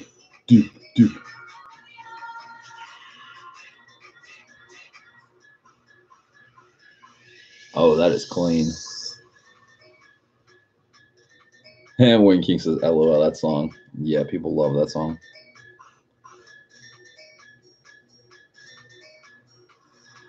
Me personally, I'm kind of tired of that song. It's been used so much. New Power Premium leather side pocket organizer, seat filler gap, space storage box, bottle cup holder, coin collector, car interior accessories. Oh my god, this is so bad. Oh my god. You thought this song was bad. These electric snatch pockets. Oh no. With microfiber leather. It has a piggy bank in it. Oh my god. Yeah, Wayne King says it is awesome. Oh my god. Cameron says that chick is the guy's sister. Like, I guess I don't have to worry about her being taken. Oh, dude, what are they eating? That looks delicious. What is that? Is that a hot dog? Dude, that looks delicious. Cameron says you'll see my mom in it.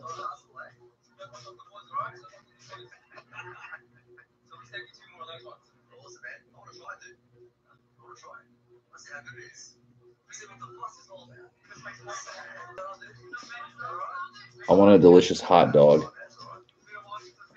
Cameron says, hot dogs. Wayne King says, is your mom hot? Don't be rude, Wayne King. It's somebody's mom. Dude, that EG with the fucking red top B series is pretty amazing looking. It's clean. I see some red Recaros. Oh, by the way, guys, I forgot to tell you, I can import a DC2 4-door Type R. I don't think they made a 4-door Type R. Did they? I'm not sure. Pretty sure all of them have been 2-door. But a black 4-door Integra right-hand drive from Japan is like 15 grand. It has like 60,000 kilometers on it or some shit. I was pretty blown away by that. I was trying to get a DC5 Type R, trying to see this Japan Expo, JDM Expo place. Dude, a fucking NSX sold for like 220 grand because it had like 20,000 kilometers on it. It was fucking clean as fuck looking. I was like, wow. It's insane. Honda NSX Type R. Cameron says in Japan they did a 4-door. Gotcha. Well, that makes it cool. That's the only 4-door I'm rocking. The JDM exclusive 4-door. God, why does this food look just delicious?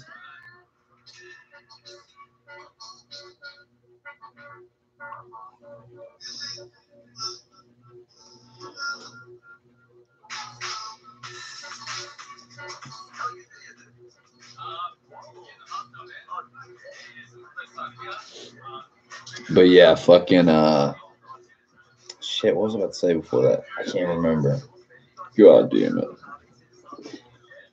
Something about I was asking them about DC5s and they were like, what year? I'm like, 2002. They're like, yeah, you can't import that. And I'm like, yeah, you can because we have Acura RSXs here. If it's the same chassis here, you can import it. And he's like, are you sure about that? Like, I'm like, yeah. He's like, because it's not just about the chassis. Like, ours are right-hand drive, yours are left-hand drive. I'm like, yeah, but don't you think that wouldn't matter because people do right-hand drive car clones here and stuff like that? So I was like, you guys should fucking know this. Like, we can't do Skylines here because we don't have Skylines here. There's no chassis that is a mirror of the fucking Skyline. DC5 is a whole nother story. Like EG or any of that stuff, like you can import those cars. Wing King says you can't. Glass is different. What does the glass have to do with anything? They could take the glass out for all I care. I'll just get windshields. Wing King says you still need a crash test. That's only if the chassis doesn't exist here. Because, like, let's say the Skylines, you have to be really fucking rich before it was the 25-year rule. Like, you'd have to buy like 6 of the car, so like you could go through crash testing and like, you know, drain all the fluids out of one or some shit like that. Like a bunch of crazy shit. You'd have to buy like 6 of them to get one of them over here. But as far as I can tell from the research I've done, DC5, you can import one.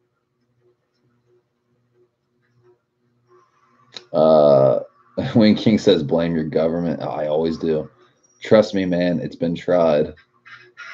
I guess maybe that's why you don't see as many of them over here. But I've seen a real one over here before at Honda Day. That one was a real one, like hands down. So like, how the fuck did he get that one over here? Because everything on that car checked out to be a real one. It was far too clean to be a clone. Like you could tell all the VIN numbers were there. On the doors, on the fucking engine, on the fucking like windshield thing where it is, because where it's supposed to be on the left-hand side, it was on the right-hand side, and nothing looked tampered with at all. Like it didn't look like I don't know how to describe it. If it wasn't a real one, that's probably the cleanest clone I've ever seen in my life. Because like literally, I was like, oh my god.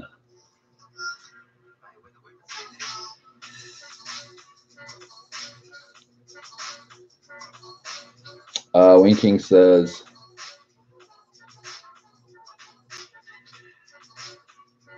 Cameron says the firewall is different and the wipers go the other way. Yeah, everything on the front end of it was reversed. Like let's say like on the left-hand drive ones, the wipers would be going this way on the left-hand side, and they would come up this way. Then it was on the other side going this way. Because the VIN number had been changed around too, or not changed around, but it was on the other side. Wayne King says, I have 3 friends that work for customs. If you import for race purposes, yes, you can title it. Well, maybe I should just import one for race purposes and say, fuck it. Because I wouldn't want it on the street anyway, honestly, because like it's such a rare car. Anybody hit that car, I would pretty much shoot them. I'm not even joking you. I would literally, I would probably be in jail. I'd be like, you fucking retard. Because you guys know how people, well, Wing King knows how people drive in America. They drive like fucking assholes. Doing a whole bunch of this. Oh, sorry. Huh? Yeah. Running in the back of you and shit, or side swipe you. I would. Oh man, I'd be like, you just hit a unicorn. I am gonna beat you, and I'm gonna beat myself for driving on the street because you're an idiot. I should have never put it on the street. You have a better chance of taking on a racetrack with professional people. 940 on the video. Oh, I must have missed it.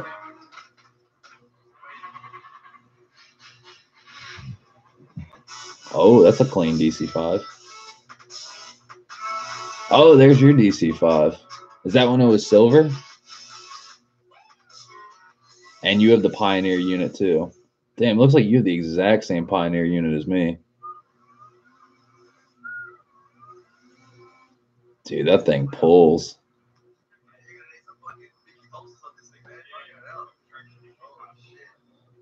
Wayne King says new law just passed today. Can't hold phones while driving. Yes.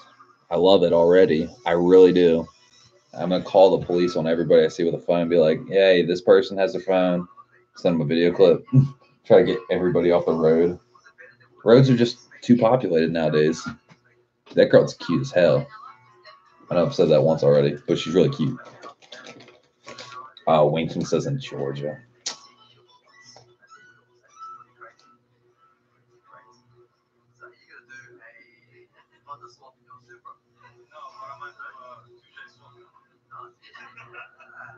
Cameron says the AVH X87 50BT.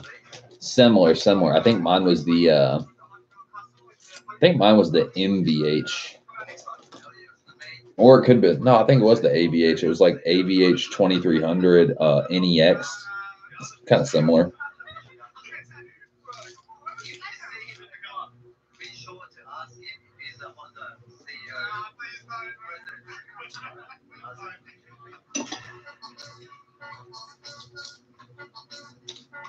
Wayne King, you got me excited with that.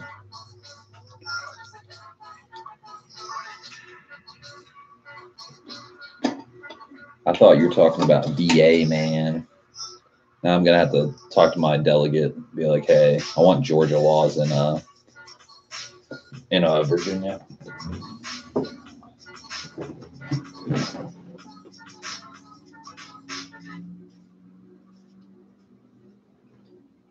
What is that?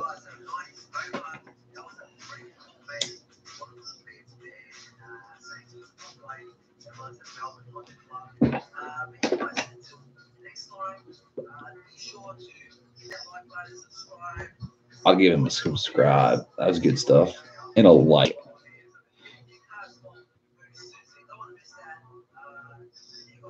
Good stuff. Cameron says that law has been here for a long time. Yeah, I feel like that law applies here too. If you like I think it's texting and driving. I think you can talk on the phone, maybe. That's one thing. But I think texting and driving, like looking down and stuff like that and shit like that, I think that's illegal. Pretty sure. I think you have to have, or it might be like you have to have a hands-free system or something like that, like Bluetooth through your head unit or something. So you got both hands on the wheel, or you're full attention. You're not fucking with your phone. Something like that. It should be that way. Yeah, Wing King says yes, texting is illegal. Well, the sad part is everyone does it here. I mean, literally, I've seen so many close calls, like, and people just, let's say the light turns green and they're just sitting there for 10 seconds almost. Beep, beep. No, I'm like, dude, you better fucking move that car. I'm going to run into it. That's right. Can't stand it. I feel like the world would be a more efficient place if we didn't have all this technology. I really do. I mean, it's helpful if you use it right. I mean, GPS is great, you know, the internet is great, but I think smartphones is where we fell off the boat of responsible technological intelligence. Like, for real. I think Twitter, Instagram, Facebook, a computer in your pocket that can just take over your life, you know? It's fucking ridiculous. Wayne King says in Georgia, you cannot have the phone in your hand at all, or you will be stopped. I wanted to get to that. That'd be amazing.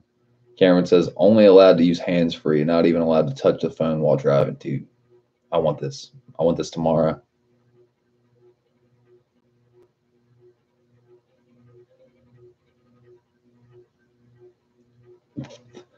Tharin, I don't know how to say your name. I am your mamster and ruler of all your Ren. Now listen, Arp. All you slack-jawed yokels need to bow to me. Harry Arp, ya farkin' dargs. What the fuck? Alrighty then. Well, welcome to the channel. I don't know what the fuck you're about. Wing King says, yep. Cameron says, saves lives. Exactly. Just better driving, man. Because last time I checked, when people have accidents, the rest of us have to wait for you. And kind of pisses me off. I'm like, I'm glad you're all right, but whatever. Wing King says, huh? LOL. Welcome, asshat. What he said. That's right. And I'm not bowing down to you, and I'm not a dog, and I'm not slack-jawed yokel. What the fuck is a slack-jawed yokel? You old slack-jawed Yokohama. You old cord-showing Yokohama.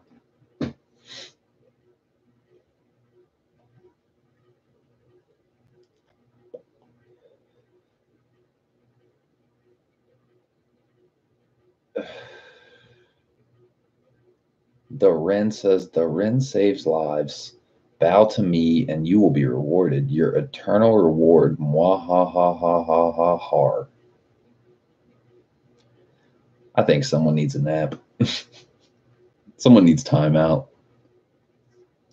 Put on your dunce cap, and it's time for you to go in the corner. Time out, Tyrell. 15 minutes. Winking fucking timed him out.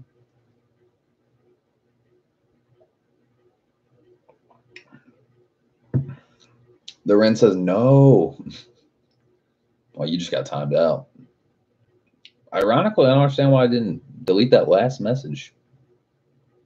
I guess it happened at the same time. Backdoor. He's a hacker, man. He's a fucking hacker. He's been watching that 90s movies with Angelina Jolie hackers. Lord Nikon. Man, do you just want to know what's sad when you don't have an RSX and you just got an email from K-Series Parts? Freedom from interest this 4th of July. Affirm payment subject to credit check and approval. Buy all the parts you need. It's like, dude, I don't have an RSX anymore. Could you be any worse timing? Not to mention K-Series Parts, as much as I love getting everything under one umbrella, a lot of the time, they take a long time to process your order before it even fucking begins to ship out. And it's fucking annoying. It's like Nemo's Garage, like what Broke Dad was talking about with Nemo's Garage. Waiting for a fucking part for like 2 months, a fucking Jay's Racing brake duct or whatever. That's fucking ridiculous, dude. I'd fucking scalp somebody. I'd be pissed. Cameron says got a few things from him. Yeah, me too. Ordered my HKS exhaust from him. And because I was unhappy with my K-Pro because the P1106 error code after I got it reflashed, when I ordered my HKS exhaust, they gave me free overnight shipping. Literally, I ordered one day, then it was here the next morning. It's $300 overnight shipping. And they gave it to me for free to shut me up, basically. So I'd stop talking shit on them for, well, not so much shit on them, but I mentioned their name, that I got the Honda reflash through them, and I think they were trying to make me happy. And honestly, they did kind of make me happy, but it doesn't negate the fact that there was incompetence either from them or Honda or, you know, something like that. Because nobody would tell me shit about the P1106 other than buy another ECU. It's like, no, I'm not. This ECU's fine.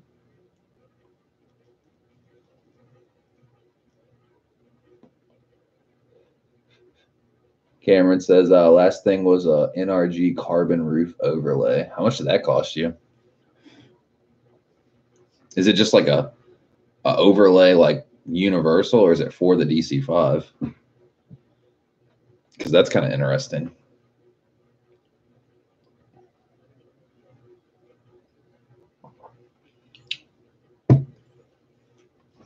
And another thing that bums me out, I was looking forward to seeing some of Broke Dad's footage on the July 7th mountain run, but apparently that's not happening now, so that sucks. I feel you pain, Broke Dad.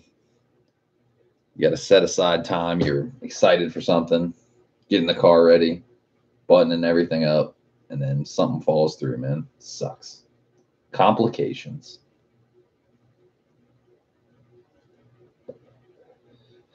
Cameron says for the DC5. How much did that run you? I've never even seen that on there.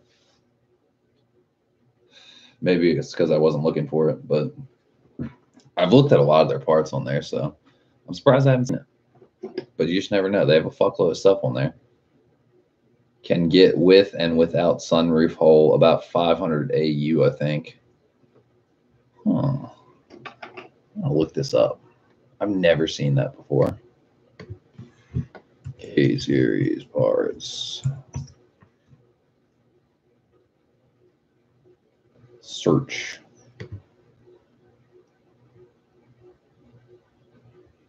Search, motherfucker. NRG carbon roof. See what we find. I see the Cybon OE style carbon fiber hood. I see the quick release. I see a bunch of seats. Dude, why is it? It's the thing I hate about a fucking K-Series parts search engine. It's really shitty. Like, I hate to be mean, but they really got to step up their game on their search engine because it is crap. All right, I found it. Yeah, NRG 02 to 06 RSX carbon fiber roof with sunroof, or 549 without sunroof. So it's like $600. That's kind of cool. And it's out of stock. Just what I needed.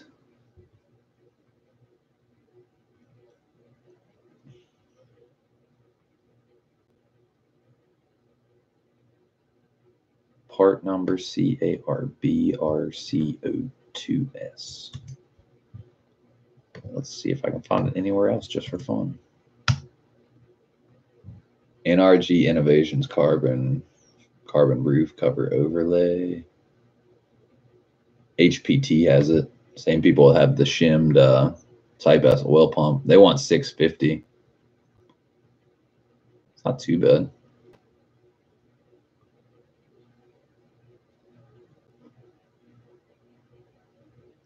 And they price match too. Cameron says it's always out of stock. Still haven't put it on yet. Do it, man. Do it. The final piece to coordinating all your carbon fiber body panels is the roof overlay. NRG's quality weave and fitment ensure a proper fit each and every time. It features overlay stock roof, real carbon fiber, easy to install. Pretty cool.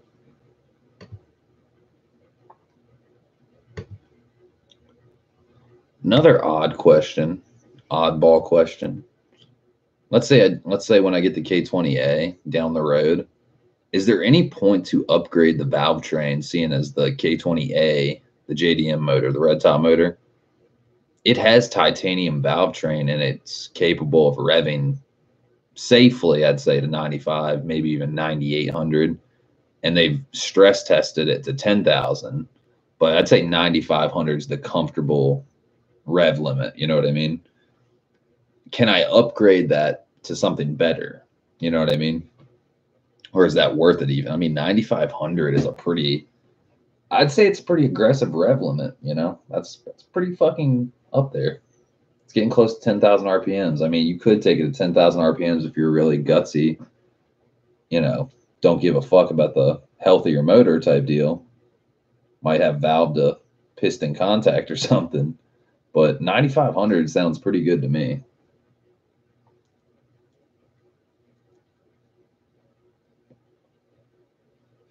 Garrett says they organize it and it gets shipped direct to you. So it's like a custom type order. Not custom, but, you know, tailored to order. You know, you order it, they get it to you. Gotcha. But do you know what I mean about the valve train? I mean, the valve train is pretty beefy in a K20A already. I mean, I feel like I don't want to say wasted money. If I could safely get to 10,000 RPMs, that'd be pretty fucking dope. But 9,500, I mean, I feel like that's good enough. Even like 9,800, some people run it to 9,800.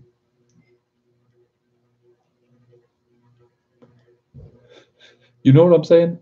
Do you know what I'm saying? What do y'all think about that? Jamar's here. What up, Jamar? How you doing? Top of the morning. 8:44 in Cali. You're up early, man. He says 9,500 is all you need. It's not a bike, lol. Speaking of a bike, have you ever seen the Smoking Tire, the Honda N600 with the Honda sport bike motor in it, and it has a rev limit of 10,500 RPMs, and it's in a Honda N600 or 400, like the old Hondas, like 72. That was like, it basically looked like a Mini Cooper kind of. Has a fucking rear fucking engine, sequential gearbox with paddle shifters, but it has a clutch pedal. That car is so fucking well put together. The thing has a fucking rev limit of 10,500. Literally still it sounds exactly like a sport bike, but it's a car. Shit is crazy. Cameron says I can't see why you'd have to with the K20A. Good. Just getting a second and third opinion. 9,500 is plenty.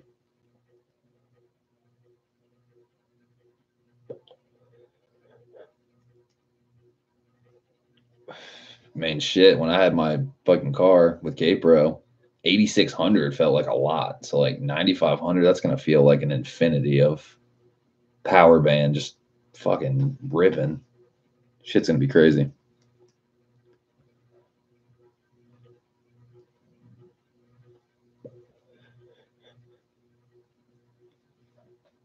Cameron says Honda engines are based on a motorcycle engine design.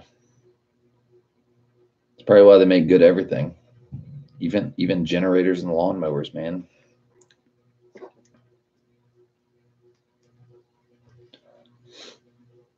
But yeah, fucking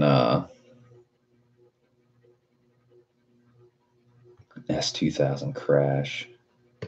What is this?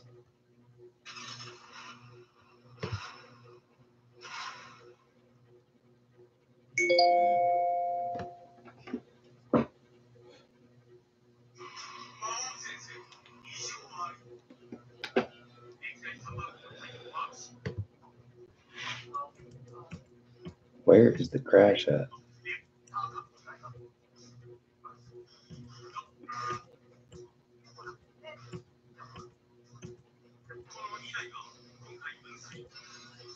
Damn, that S2000 is clean.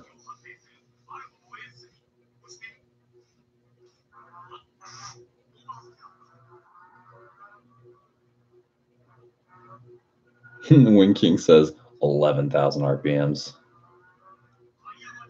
Dude, that thing is hugging the road. Holy shit.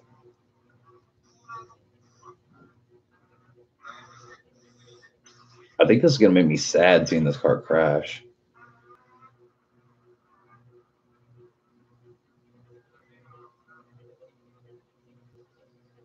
I bet it's going to be an oversteer problem.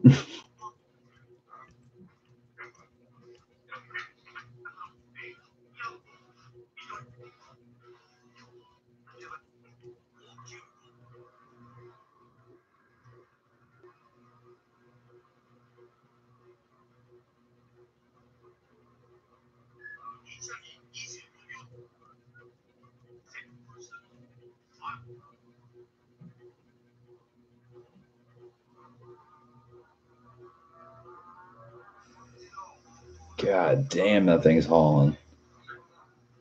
Oh shit, he almost oversteered right there.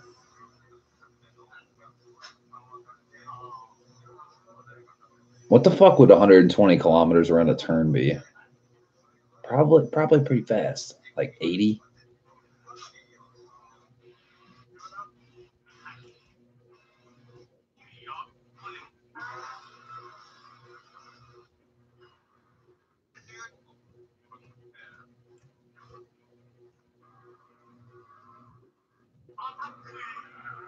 Damn, Gina.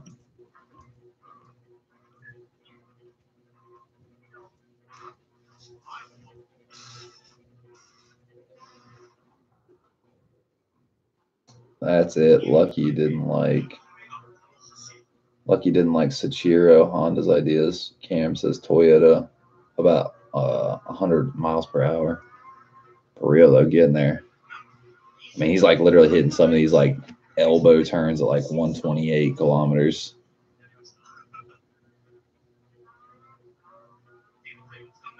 All right, he's going around. Going around a pretty sharp turn. He's going 123, 113. Where's the fucking crash at? I honestly don't want to see it because that's so sad. But I do want to see it because that's gonna be fucking crazy. Oh shit. Oh, I gotta show you guys this. Holy shit, Batman. Y'all ready for this shit? Y'all ready for this shit? I don't think you're ready for this shit. Oh shit. That was like the worst fucking possible crash ever. Here. Let y'all get a little bit of that. Yeah, crank that shit up here. Y'all ready?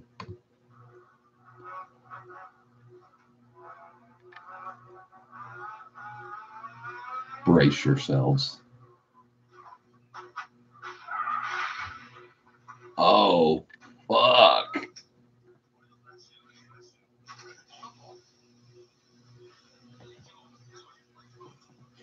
Yeah, that face right there.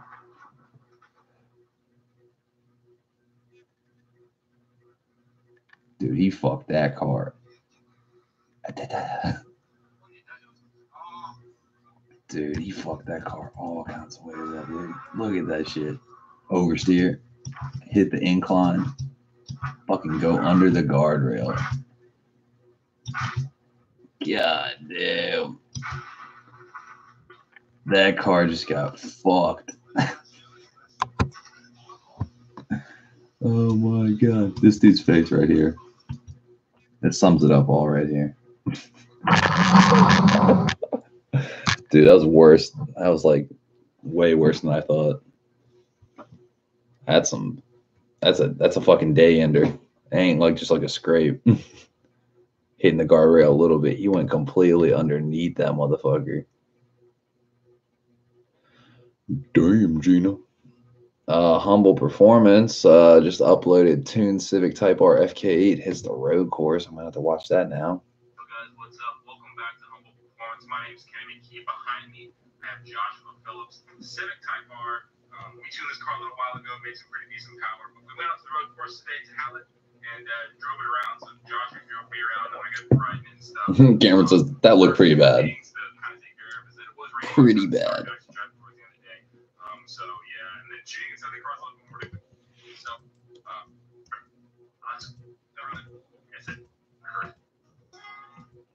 okay, enough talking in cinematics. Just get to the footage.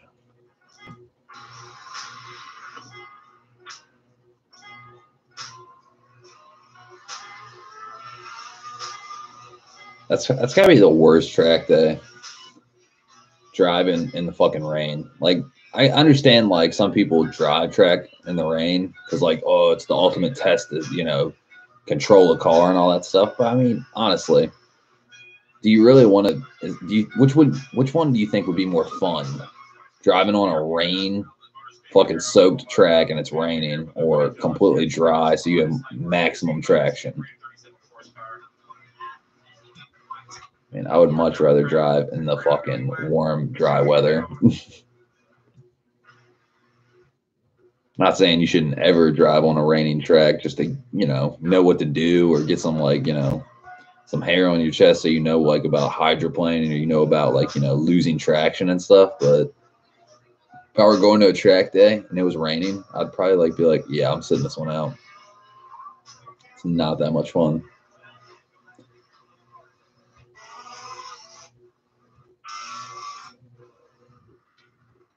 Eric's here, just woke up, bro. I haven't gone to sleep.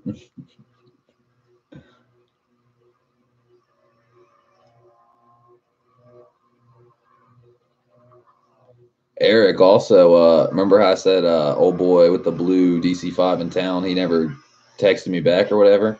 I got in touch with him. Probably going to look at the car sometime this weekend, might buy it Saturday if it checks out. Eric says, holy shit. Yeah, you checked out what, like 5 a.m. So like, yeah, I've been up for like 7 hours. You got like 7 hours sleep, right?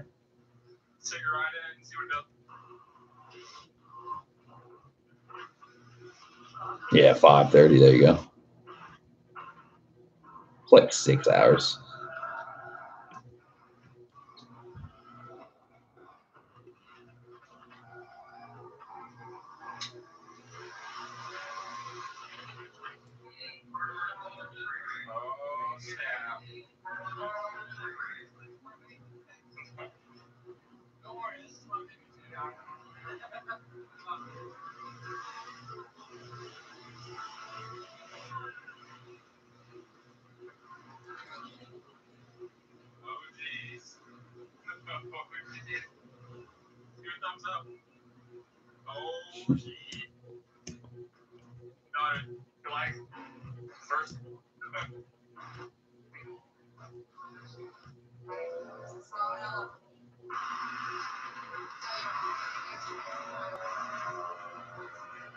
Things looking pretty fast.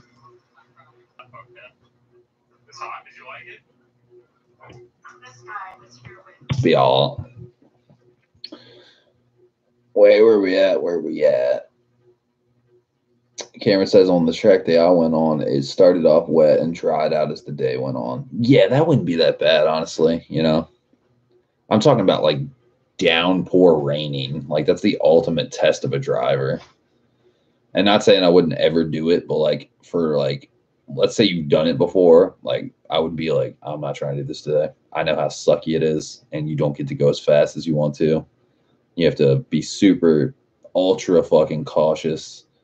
And especially if you have like multiple drivers on the course. It'd be one thing if you're just doing like laps by yourself or something like that. So you don't have to worry about like the inexperience of another driver, or your care, like let's say you have carelessness or negligence or something like that, then you fucking run into somebody because of fucking broke traction or something. That would suck.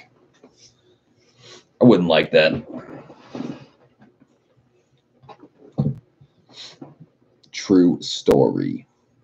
But yeah, fucking Eric, update. I've crunched the numbers again, recalculated how much it costs to do what I want to do. So my original figure with the stock Type R transmission was 8225. Okay. So then recalculating the numbers, low number with the rebuilding the transmission with the aftermarket LSD, carbon synchros, yada yada. Fucking 7Gs. High number, 8,500. So, I mean, that's the whole project. That's the interior, the transmission getting rebuilt, and the motor. And, you know, bare essentials for the low number. And then in case like the starter, alternator, water pump, any of that shit, you know, 8,500 bucks. True story. Eric says not bad at all. Yeah, an old boy with that blue one, that blue DC5 in town, like he's like lives probably like 20 minutes away. And he actually works at a body shop too, which is, you know, nice. And I asked him about the car. I called him this morning and I was like, hey, is it still for sale? I was like, yeah, it's still for sale. And fucking I asked him if there's any rust. He said there's no rust on the underside whatsoever. The car has a 3M undercoating, rust protectant. And then the trunk, he said when he got it, it leaked a little bit, just like mine did. And he said he cleaned it out and then, you know, basically cleared the rust out and cleaned it and stuff like that. And it's fine.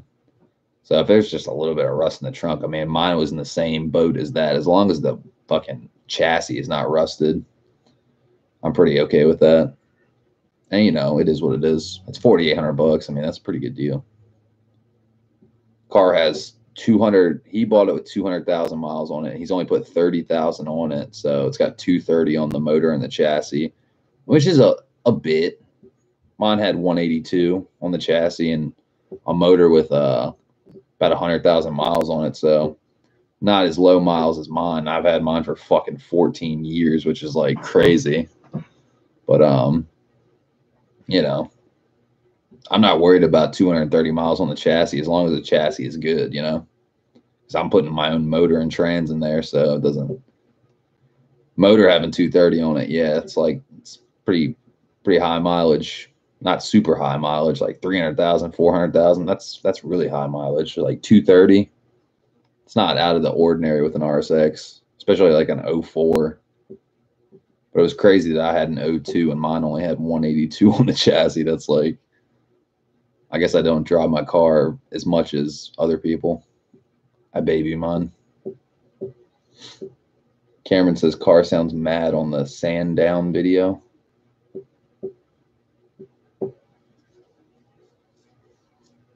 Cameron says was lucky track dried out in a couple hours.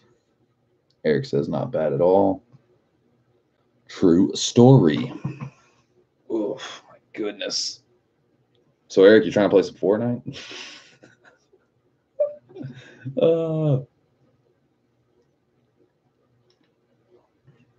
don't even know how I'd function in Fortnite right now. I'd probably get killed like instantly. True story. But yeah, hopefully, old boy says he can, as far as I could tell, he said, like, yeah, I'm pretty busy throughout the week, so the only day I can really meet up to show off the car is Saturday. But he said he works at a body shop, which is ironic because our family owns a fucking body shop. But, fucking, what was I about to say? Maybe like on his lunch break or something, I could drive over to whatever shop he works at. There's only a handful of shops here in town. Maybe like go buy him lunch, be like, hey, fucking check out the car. Not trying to take up your whole time. Buy you lunch. Fucking go for a test drive. Just check out the car. Not like trying to check it out for hours or anything like that. So you never know. Because now I want to check it out in the week and make sure it is what it is. Then on Saturday go pick it up. You know what I mean? Then this Saturday have a fucking car. And then start taking, working on shit, dissecting it, disassembling it, getting it fucking prepped. I mean, I will be doing some pulls though. I'm not gonna lie. I'm gonna go out and just fucking bang on it. Try to break some shit. Feel like it doesn't matter. We're getting a fucking brand new K28 red top, rebuilding the transmission. We're good to go. We are good to fucking go. Eric says, yeah. Shit, I'll run a couple. I don't give a fuck. I'm not, dude, like, honestly, like, it's noon right now. I'm not even as tired as I should be. Honestly. Might need some more coffee, though. I'm not going to lie. Be y'all.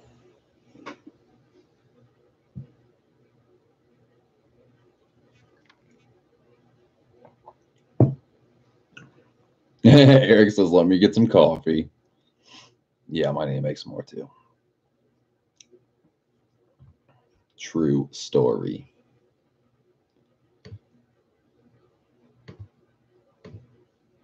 Be y'all. Man, I was still blown away by that S2000 crash. That shit was nuts. That was not how I thought it was going to go down. I thought it was going to be like little tap or something like that, like bump up against the guardrail. Not go under the guardrail and down the hill. That is why we don't want an S2000.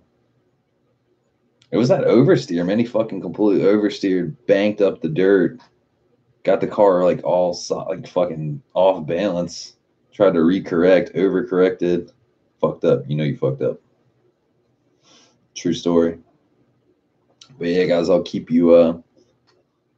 fucking keep you posted on see how this Arctic Blue Pearl 04 looks, and see if it is what it is. If it drives good, the clutch ain't burned the fuck out like the last one and all that bullshit. Cameron says he knows he fucked up. You don't fucked up. That's right. But yeah, fucking if it is what it is, man, I think this might be the one, honestly, because I don't have anything against the Arctic Blue Pearl ones. I think Arctic Blue Pearl. What do you guys think about Arctic Blue Pearl versus Satin Silver Metallic? I mean, obviously, they're different colors. Obviously, some people like blue, some people like silver, some people like black, some people like white pearl. Or Wing King says blue. You like blue? I like blue. I got nothing against blue. I think the Honda Integra Type R's that DC5 Type R's that were Arctic Blue Pearl, I think they look dope. I think the silver one, like I've showed y'all many times at this point. I mean, this is just my baby right here, dude. Like, this was my dream, obviously. But it's not saying you can't, maybe one day I'll paint the car or something. Like, honestly, I don't see where the fuck is that pinhole at? Get in your pinhole. Your name is Toby. And if any of y'all can tell me what that's from, I'll send you a sticker if you don't already have one. But your name is Toby.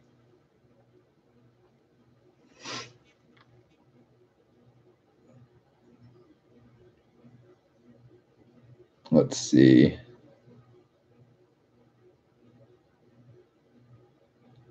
Cameron says comes up good with a polish. Yeah, and honestly, I would probably Wing King says roots. I was thinking the Chappelle Show, like the skit. I didn't know it was from Roots. That's funny. Wing King says, "What's up, Eric? Sorry, I was working." Eric says, "LOL, what's up, man?" Yeah, I would probably. We got to repaint the hood and the trunk, obviously, because he's got them blacked out. He's got blacked out headlights and shit like that. But other than that, and probably See, I would say in the equation, we would just get a new front DC5R front clip, because that way he's done that stupid quick release bumper fender shit, like with the fucking the O-ring and the two little notches. I think that shit looks whack. So for $800, I could just basically get new hood, new fucking Type R fenders, new bumper with the Type R lip, $800, and just get all of it painted Arctic Blue Pearl, So that would take care of that, and then just paint the trunk and the roof, because they're both metallic black, and have fresh paint,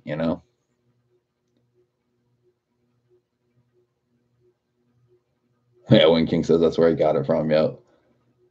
Eric says, yeah. Wing King says, oh, that is gay.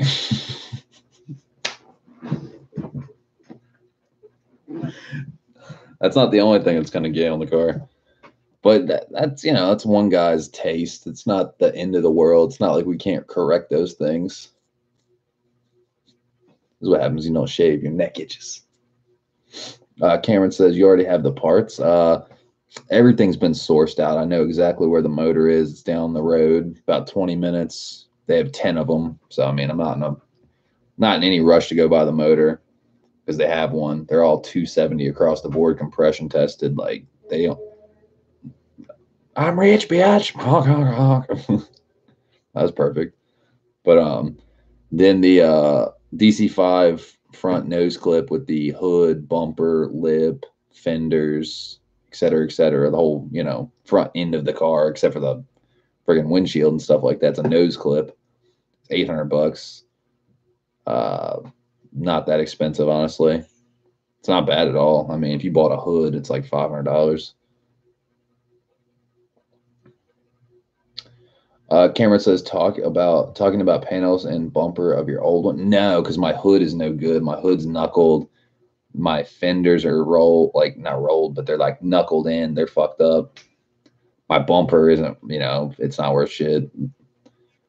And my replica Type R lips are just basically, they were like $60 a piece. They're not anything to write home about.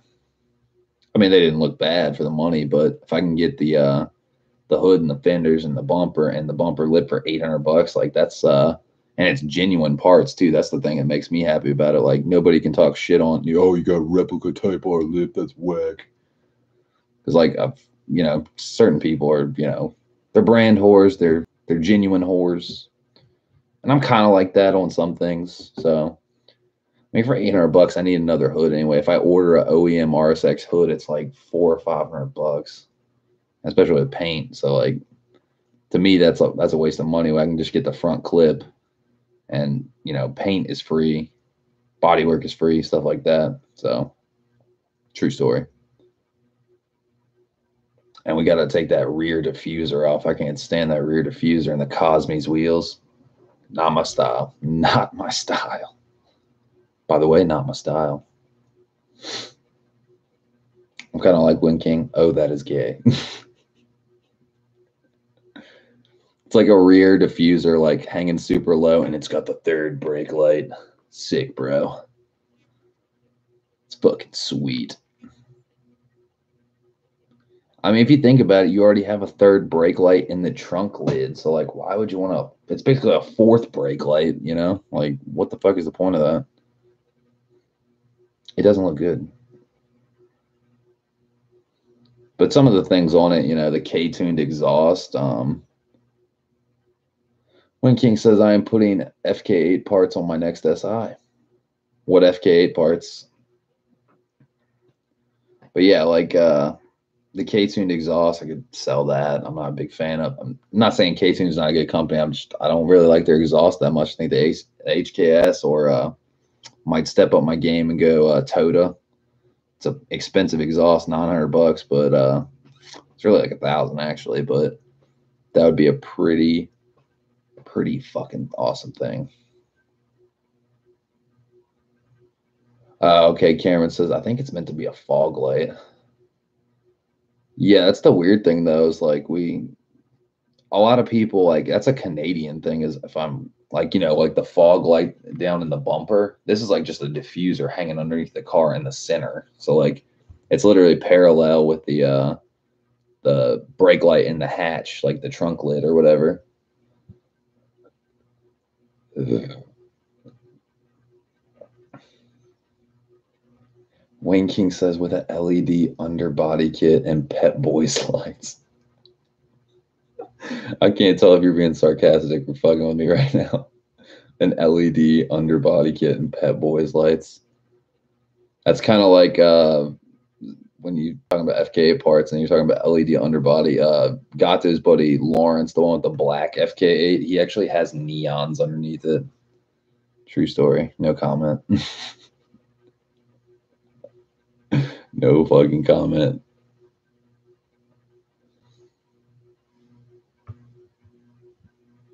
Eric says, second cup of coffee going down now.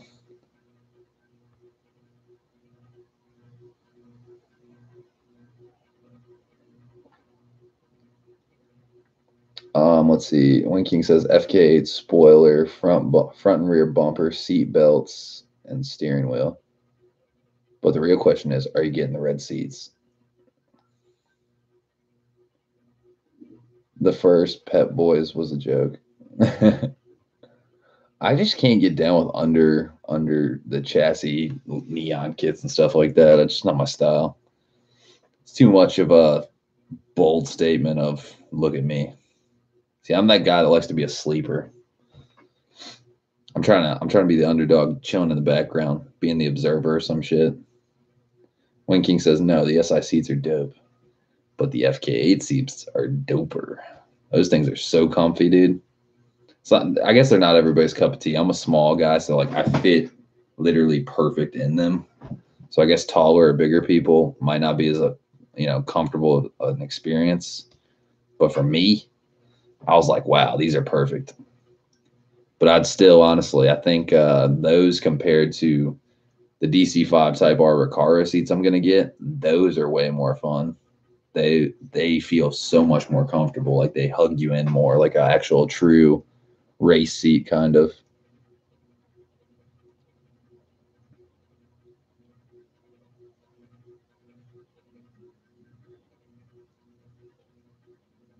Eric says, wait on your next SI wing. You getting another one? Cameron says, yeah, seats are awesome. Winking says, I drove an FK8 and SI, and I like the SI seats better. To each their own, though. We're all not the same, fucking physical dimensions and stuff like that. Some of us are taller, some of us are shorter, bigger, smaller. True story. Because a lot of people love S2000. They're like, dude, S2000 is the best car ever. And I got in that thing and I fucking did not like it that much. I didn't think it was that powerful. I didn't think it was an underpowered car necessarily, but I didn't think it had like a bunch of gusto to it. It didn't have like oomph, And it's definitely cramped for me. Can't fuck with it. And then what else? Steering is ultra sensitive, like to the point where if you cut the wheel, you'd be sideways. When King says, yeah, I'm a fat bastard. Y'all want to see my face and body? Wing King, motherfucker. That's right. There's Justin's head exploding twice. His eyeballs popping out his head. But yeah, I'm trying to think of obviously I'm keeping the valve cover you did for me. I'm gonna put that on the K20A. But I'm trying to think of any other parts that would look super dope if we powder coated them. Intake piping, we still gotta do the intake piping. Depending on which intake I do, I might do I've been thinking about that too. I might keep that on there for a while, obviously, until I can afford or fucking source a Mugen Ram Air, carbon fiber fucking intake box, the thing that comes up from the hood cowling and draws in air that way. That thing would be just so dope. I would just lose my shit. Wayne King says, I fit in the FK8 seats, but the SI was so much more comfortable.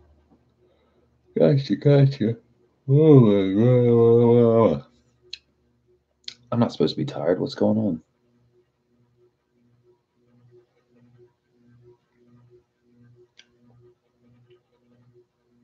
But yeah, seeing as it's been going on for two hours and 10 minutes, I think we summed up all the updates. We're looking at another car. We got a more accurate build price list, and Wing King says can't wear a gun in the FK8 seats. Why you got a gun, man? What you doing with a gun, man? Who you gonna shoot, man? What you gonna do, man? Got to wear that firearm. Does that make or break? Y'all want to see my gun? Wing King says, why not? Hey, man, to each their own. I'm a big gun advocate. I mean, I don't have anything against people that have guns necessarily. Me personally, I'm not into guns and shit. I know about guns, but I don't own a gun. I'm not big on guns. Cleaning that shit and it goes off or something. Or somebody, what if somebody takes your gun from you? Like, before you, what if Bruce Lee pops in? It's just like, yeah, I got your gun now, bitch. What you gonna do about it?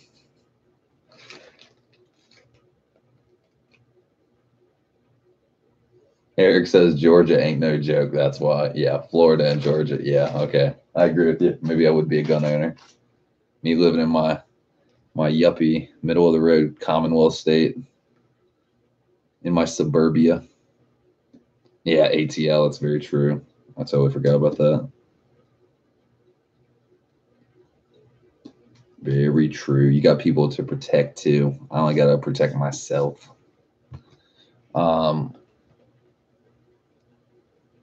Cameron says my intake would be awesome, but it only fits right-hand drive. How does it only fit right-hand drive? I'm curious. And which one do you have? Wing King says which intake? Cameron says Group M. Yeah, I want the Mugen one, honestly. I want the fucking, that carbon fiber one with that little cowling thing that comes up on the hood cowling and draws in air through the front of the car, like over the hood. That shit would be so dope. Because to a degree, it's fairly like a stock airbox design, but it's, you know, it's collecting air. It's like a ram air effect, basically. That thing is so fucking sexy too. Oh my god, I wanted to have babies with me.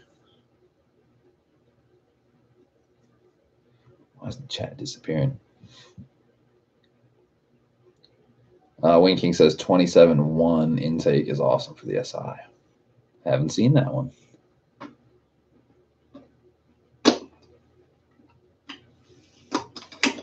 Cameron says that's what mine is. Same design. Got you. We'll have to look into that one too. Maybe it might be a nice alternative because I'll tell you one thing: paying $700+ for an intake is what's that word? Pretty fucking ridiculous. It's ludicrous. It's preposterous. Fucking bullshit. But it is out of production. Pretty amazing part.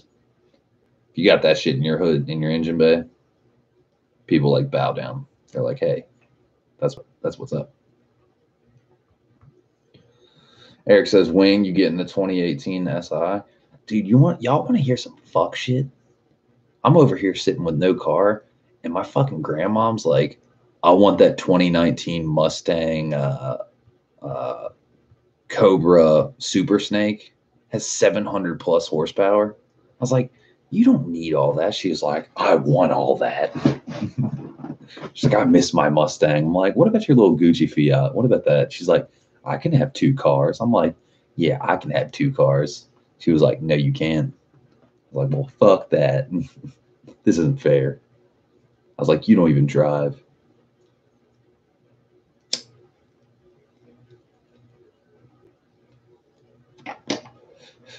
That'd be a hell of a grocery getter. 700+ horsepower fucking Super Snake Mustang. I'd take that bitch out for some fucking videos. That'd be the one to take out for videos. And probably fuck up. You know you fucked up. Just sitting there doing a sitter, just burning the fucking tires off of it. Oh, rev up your engines. Pull a Scotty Kilmer. Be like, yeah, Scotty, what you got on this?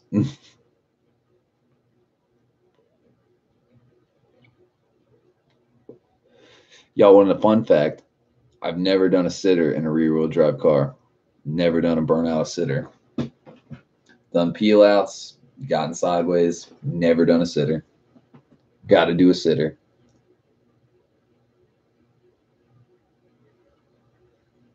Eric says, careful now. Mustangs are wild. Make it sideways and hurt people. Dude, I've seen a lot. Yeah, I know what you're talking about. Get squirrely.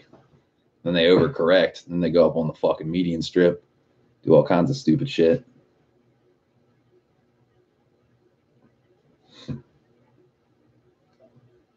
I tried to do a sitter in my granddad's W06. That thing's got 350 horsepower, so you could be able to do a sitter all day. But that car's so old and what's the word? Not well maintained. Not like, he doesn't give a fuck about it, honestly. That car I wouldn't do a sitter with because I just don't trust it. Even though it's got the power to do it, that car it needs some work. Let's see. Winking says, peace, guys. See y'all later. Later, Wing. Have a good day, man. And y'all want to see my face? Eric says, aye, Wing. Peace out. Well, Eric, it looks like it's that time.